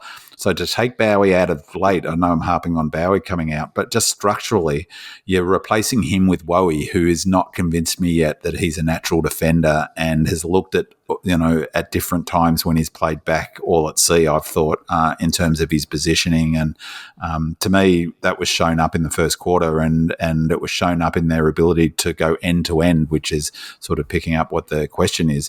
3 goals end to end probably would have been the thing he was most furious about. We won't give up that again for the rest of the season, I wouldn't think. We certainly haven't so far. As I said, we're only averaging 2.5 from a kick out this season. To give up 3 goals in one game. They kick well too. Like, I have to say, it goes so much is about how well teams kick, and their field kicking was better than our field kicking. And just to put a voice to some text on a screen, we also have a voicemail from Roos 2 praising the return of Jake Lever. So here's Roos 2. Hi, gentlemen. Thanks for the podcast. Long-time listener, first-time caller. It's Roos 2 here from Brisbane. I'm just recovering from the heartbreaker last night. It's absolutely the hope that kills. But Two things about the game. First of all, the sheer joy of watching our boys have an incredible crack. Like just watching Colton throwing himself in, sort of creating a bit of chaos footy. It was just wonderful. And the second thing is I just don't think we should ever underestimate the value of Jake Lever to our team. My God, he just doesn't have to do much, but he just straightens us up. And just look at the results when he's out. Anyhow, guys, thanks for the pod. Just absolutely love it. Cheers. Thanks, Ruse, too. Thanks for the call. George, it was good to get Jake Lever back into the lineup. Oh, it certainly was. The thing I like about Lever, apart from the way he plays, is that he is the real general in the back line. He's the one who's directing the players where to go.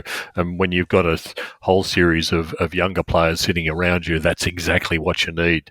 Even when that May disaster occurred in the second quarter, Lever had them all together, telling them, "You've got to spread. You've got to go where you need to be." Instead of May having to kick it to someone who's got obviously another player too close to him, you shouldn't have taken the kick in the first place. But there may have been no other options. But yeah, it was impressive to see the way Lever is just constantly directing traffic. I think one of the players said after the game, Lever is hoarse because he's just all game long just telling players what to do, screaming at players to get in the right position, because the defence, and we are still the third best defending side in the competition, depends on having the right structures in place, and he leads them. Yeah, it was hard to know. It's funny because he wasn't playing that intercept role, and we weren't intercepting. But you're right, and he was I think he's got to the stage. I remember in his first season when he was pretty vocal back then. I remember Sam Frost and him had a set too, but he's got the runs on the board to be able to do that now. And what a great call though from Roos too, Andy, is that so true. It's the hope that kills. In that halfway through that third quarter, as much as I came in bullish and confident about our chances, I was just thinking, can we just get to the end of the game, get the 4 points, and but as even in that last, it's a great game footy, but that last 3 minutes it was just so painful, and I think that goes back to that sort of psychological stuff that was mentioned 2 or 3 weeks ago, and you wonder when the players start thinking. When you do have a run of games where you're not finishing them off, it must get into players' heads in terms of thinking, oh, no, here we go. So hopefully, we'll start winning those close ones. But, yeah, absolutely, it's a good call, the hope that kills.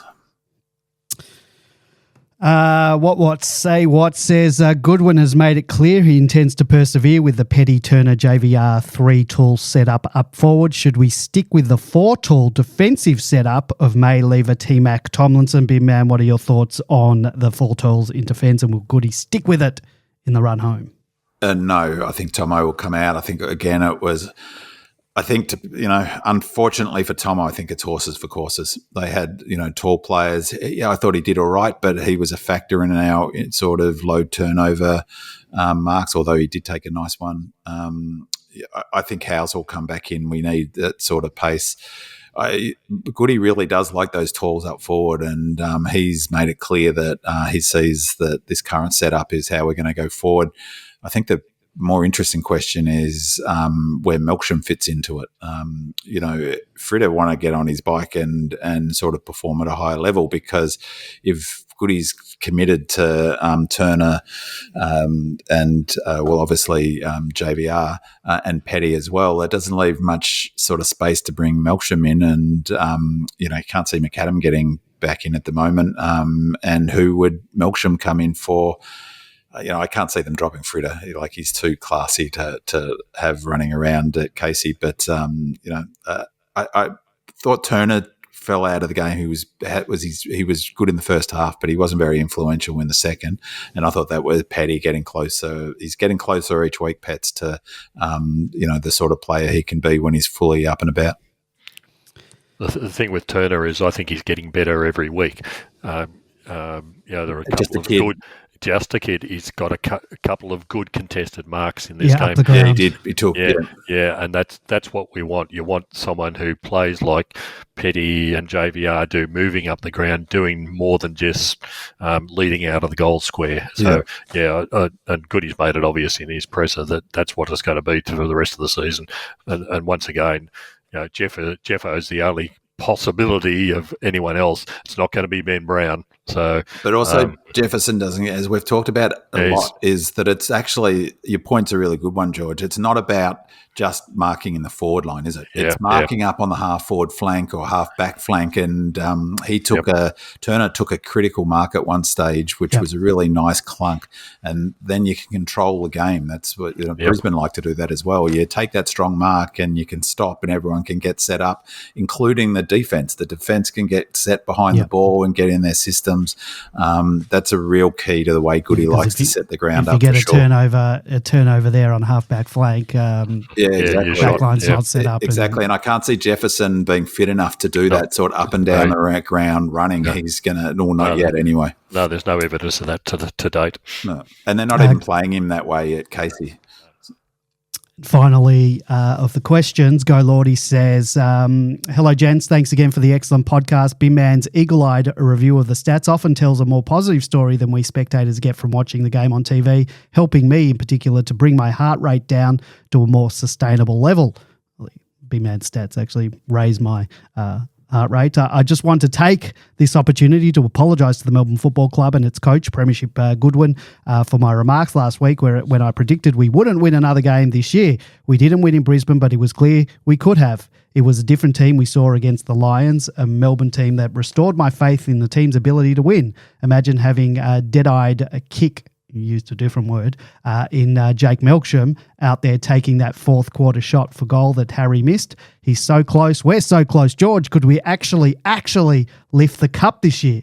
Jeez, go Lord. I don't know what you've been drinking, mate. 𝗟𝗶𝘀𝘁𝗁 says, poor percentage may sound a death knell on our finals prospects in 24. Even if we win the requisite number of games, are we good enough to recover a significant part of the percentage we've lost over the last 5 to 6 rounds? And we've got a quick voicemail, which was the end of Salty's message earlier, and I'll play it here. All in all, a far better effort, and now the window is open for finals. I wouldn't mind hearing what you all think. Do we make finals, yes or no, and why? So, George, to answer Go Lordy's question, could we actually lift the cup this year? To answer 𝗟𝗶𝘀𝘁𝗁's question, can we claw back that percentage lost? And to answer Salty's question, can we make the finals, and why? We won't be lifting a Premiership Cup this year. I think if anybody's seen Sydney and Carlton playing in the last couple of weeks, there is an absolute gulf between where we are playing.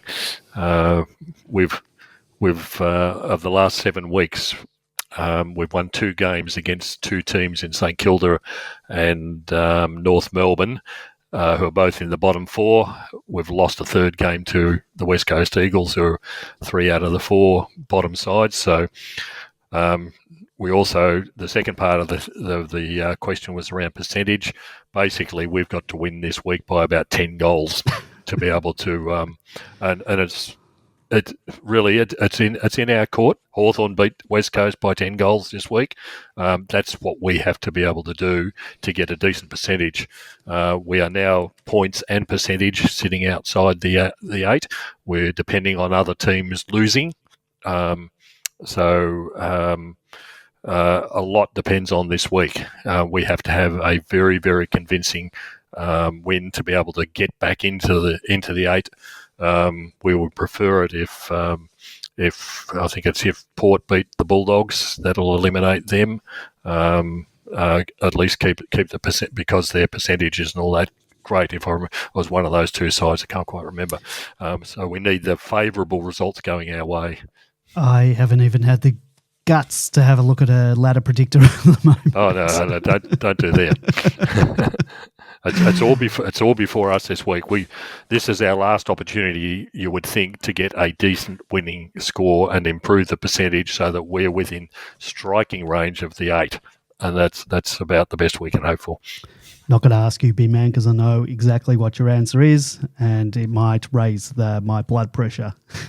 Well, I'll just say one thing is that there's it's just not the case that this is our last chance to beat up on a team. We'll beat up on teams. Okay, You watch. all right. Yeah, it's already gone up. Okay.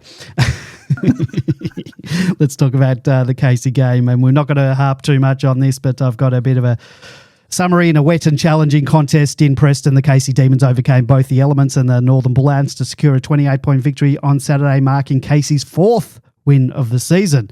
That's in round 14. The match began under a sombre sky with drizzle and cold temperatures, creating an inhospitable environment for players and spectators alike.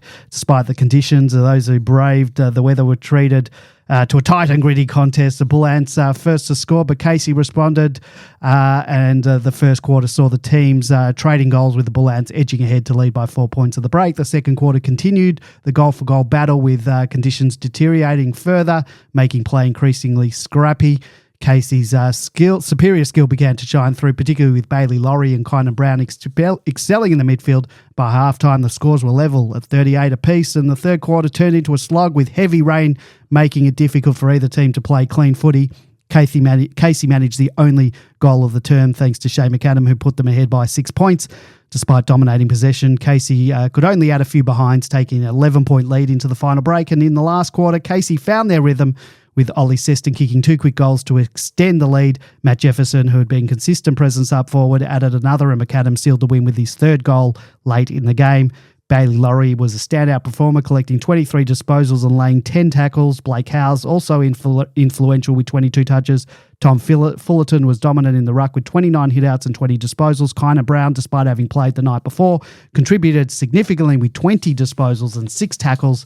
And Jack Billings' experience was invaluable when he kicked a crucial goal in the second quarter. Casey's efficiency was in marking. They recorded 79 marks to the Bull Ants 34, and that was a key factor in the victory. This control, coupled with the ability to handle the wet conditions better, proved decisive. Casey Demons will now travel to Brisbane to face a strong opponent at the Brighton Homes Arena next Saturday. And they're going to aim to build on the performance and continue their momentum. And why the game against Brisbane next week wasn't played this week in Brisbane while our other team was there, who the hell knows? That's fixturing. Do you guys have anything to add quickly? It was pretty wet conditions, which led to the sort of game that you expect. I wish Mitch White was on our list instead of a couple of the people who are. He just knows how to get the ball, and when he gets the ball, he uses it so brilliantly compared to some of the others we got in the side. Howes was particularly impressive. I would say that he would be coming back in this week when we talk about the West Coast game. McAdam with 3 goals, but one of them was a Joe the Goose out the back. He gave away a couple of absolutely stupid free kicks when we should have been kicking for goal, and gave away 50-metre penalties downfield. And he took a magnificent screamer of a mark at one point, but then just doesn't contribute for long periods of time. So I can't see much future there for him. Fullerton played in the ruck the whole game, so I wouldn't overemphasise his statistics in terms of ruck hit-outs. It was simply because Verrill is off with concussion this week, so there were no other rucks. Fullerton was the solitary ruck, I think, that we had for the whole game. Hunter was busy walking around the ground, not doing very much, and I'm pretty sure he didn't play at all in the last quarter for whatever reason. Shaki was ordinary as usual. Billings would do a couple of good things, and then at one point he gave three consecutive turnovers. It's just not what you need out of these sort of players. The sad part is, so not much else to add to that. There's just not much at Casey which enthuses. Anything you want to add? Sorry, Andy. The D's around that sort of finishing games, and maybe they need sort of a good sports psychologist to come down the club. And I'm going to nominate George. Just the way he pumps up those players, that you get him into the club and get them fired up. Okay, let's move on to the injury list. At the time of recording, we've not received an official injury report from the weekend's game. We don't know the extent of Petty's rolled ankle from Friday night's game, and given the history with foot injuries, that could force a change this week, but we'll see. According to a training report this morning on Demonland from poster 𝗟𝗶𝘀𝘁𝗃, he said that both 𝗟𝗶𝗰𝗀𝗀𝗀 and 𝗣cie did some training, but were mainly in the rehab group. Jack Viney was in the rehab group as well, and if you recall last week, I think he was also in the rehab group early in the week, with so a that's not a surprise. Birkenstock, With the Birkenstock. Stay in the rehab group if he's going to play a game of footy like that. So Petty also in the rehab group, but did run several laps of the oval and was moving well. There is still 6 days to the game, which may be needed for some of this group. Also, Lever was in the rehab group, so watch this space. I don't know if that's just being cautious given his injuries, his knee surgery that he had a couple of weeks ago. 𝗟𝗂𝘁𝗀 also said the pleasing thing from training is that 𝗟𝗀𝗀𝘀 was doing full training and was moving very well. And might play this week, huh? Well, maybe he'll play in the twos this week. Yeah, he might go up to Brisbane. Yeah. Don't know if we'd rush him back. They won't be rushing him back, George. surely. It was interesting if you looked at the Jake Lever interview after the match, and for the ladies who are interested in young footballers and their bodies, there was a lot on display in that particular interview in the background of players with their tops off as they came out of the shower or whatever it might have been. But sounds like you had a good look, George. No, it wasn't me. I was thinking of other ladies who attend the training on a regular basis and annoy the players. But each to their own. It wasn't my interest. My interest was George. He protesteth too much, doesn't he, Andy? He did. No, it's all right. It's okay, George. This is equal opportunity. I'm sure there were guys who were interested in that too. So let's not. Yeah. But what I did take out of it was Viney had a big patch of ice on his knee. Well, that's probably why, yeah. And Woden had a lot of strapping on his calf. So take that as you may out of that. Well, it was a brutal game of footy. Both teams, Brisbane come off 6 days as well. And we'd had a brutal game of footy the previous week too. It's two tough games of footy. So leaving the whole conversation about load management and all of that aside, we have got a young team. Whether it's 6, whether it's 7, under 22, it is 11 under 50 games. That's almost half the starting 22 under 50 games. 50 games is considered widely as a sort of benchmark figure that before you're sort of considered a senior, you can deal with the rigours of footy. Back-to-back tough games, it does make it hard for these young blokes to get up. What was 𝗟𝗀𝗀𝗀𝗀's injury? Did you... Well, 𝗟𝗀𝗀𝗀𝗀, the week before, didn't he come off as a sub? And then it was his knee. So during the week, and we talked about it.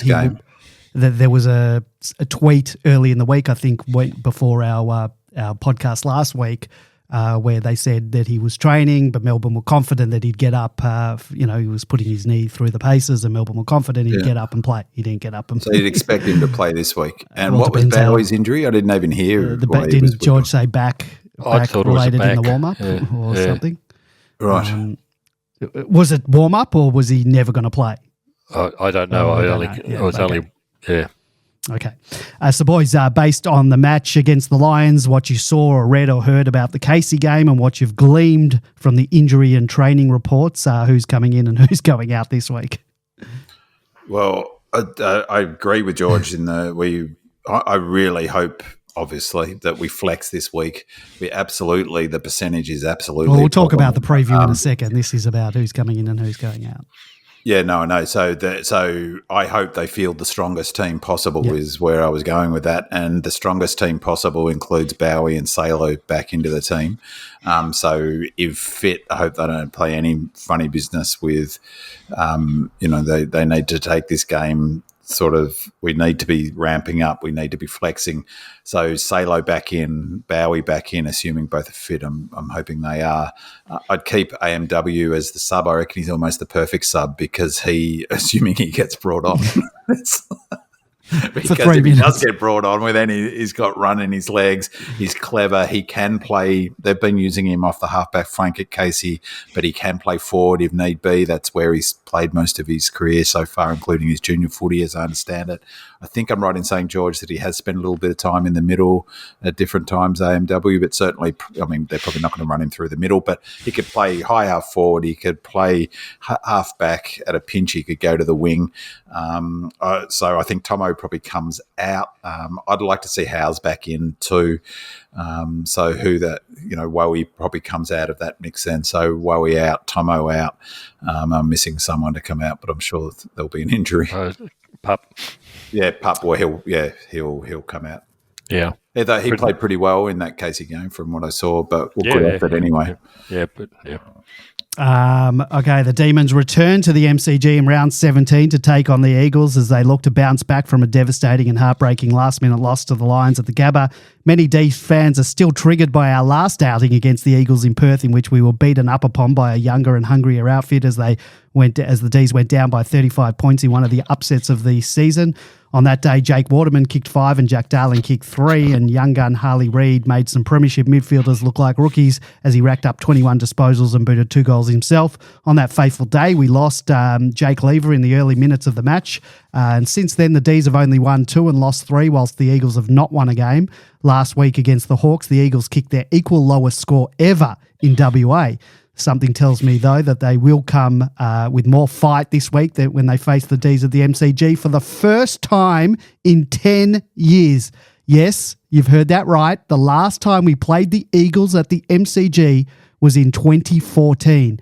And since then, we've played the Eagles and have been the away team in Perth 11 times. Our only 2 home games against the Eagles in 10 years have been in the Northern Territory. How's that for fair fixturing? George, followed by Bimman. Can we knock over the Eagles this time around, and how will we do it? We should knock them over. We should have knocked them over the last time, but so we can't put any faith in that. I watched the game against Hawthorn. Hawthorn absolutely, utterly cut them apart. Fast movement. The Eagles, I'll give you a statistic for you, Bin Man. They got their first mark inside 50 in the last quarter. What? Wow. They had 3 for the match. They got their first They'll mark. take 3 in the 50. first 5 minutes against us. Yeah, yes, and that's with Waterman, Darling, and Oscar Allen. Yeah. Oscar Allen was back as well. 1 mark inside 50 and 3. Waiting for the third quarter to happen. Hawthorn just completely denied them any access to getting the ball up there in the first place, and that's where you stop them. As the commentators in the game kept saying, and it was absolutely right, if it wasn't for Barrass and McGovern, Hawthorn would have won by easily 100 points. He's a gun, Barrass, isn't he? They both are. They guns, but I just love Barrass. He's just fantastic. So it's going to Hawthorn murdered them in and around the ball, in and around the packs, in the midfield. West Coast have got a couple of problems. Flynn, their ruckman, I think they're solitary ruckman at the moment. He was off injured with an ankle injury, I think. Waterman was off with something to do with his knee. I think they were claiming it was a cut on the back of the knee. It certainly didn't look like that in the actual event. He came back on the ground, but it didn't matter because the ball... he came back on the ground in the last quarter, but the ball never went into the forward 50 in any case, so it didn't matter how he was moving. Harley Reid is an absolute gun, but the Eagles are a mere shadow of what they used to be. You've just got to get on top of them early. You've got to stop the ball getting into those 3 big talls in the first place, because they are fantastic if they get the opportunity, as we found out in the last game. So it's going to depend a lot on our ability in the middle and around the ground to deny them the opportunities. Max should have an absolute ball. Even against Flynn, he should do very well. But if Flynn doesn't play, they're in real strife. Yeah, I'd love to know what Maxi was. That was an unusually sort of poor game from him last week. So I think, I'm hopeful that we will come out, and I do expect us to win pretty handy, 40, 50, 60 points. So I think that we'll play similar to how we did in the second. We'll run and gun, we'll spread. I did watch a bit of that, their game, not a huge amount of it. One of the things I meant to say in the stats file that was really interesting is that, again, sort of Goody is a lot more experimental than he's given credit for. And something we've been trying to implement that we'd slowed down on, but it's frustrating fans, but it came together in that second quarter, is our forward handballs, is that we're really looking to be super aggressive with our handballs. All teams use those quick handballs to get it released from the stoppage and get it out of that sort of inner ring. But Melbourne are really, really working on those really quick overlap handballs with wave running, that if you think back to that practice game against Richmond at the beginning of the season, that's exactly what we were doing. So I think we'll look to do that on the weekend, and it can be frustrating for fans because when it breaks down, it's like, why didn't you just get it forward? I think we'll really look to spread, move the ball quick. I think we'll start to look playing waves a bit that we've did in that second quarter. I think we'll look to get on top and really try and put them to their sword. They'll be furious about not winning the game on Friday night. So I think we'll attack from the get-go. We won't be sort of holding on to the ball. Much will be looking to link up with handballs.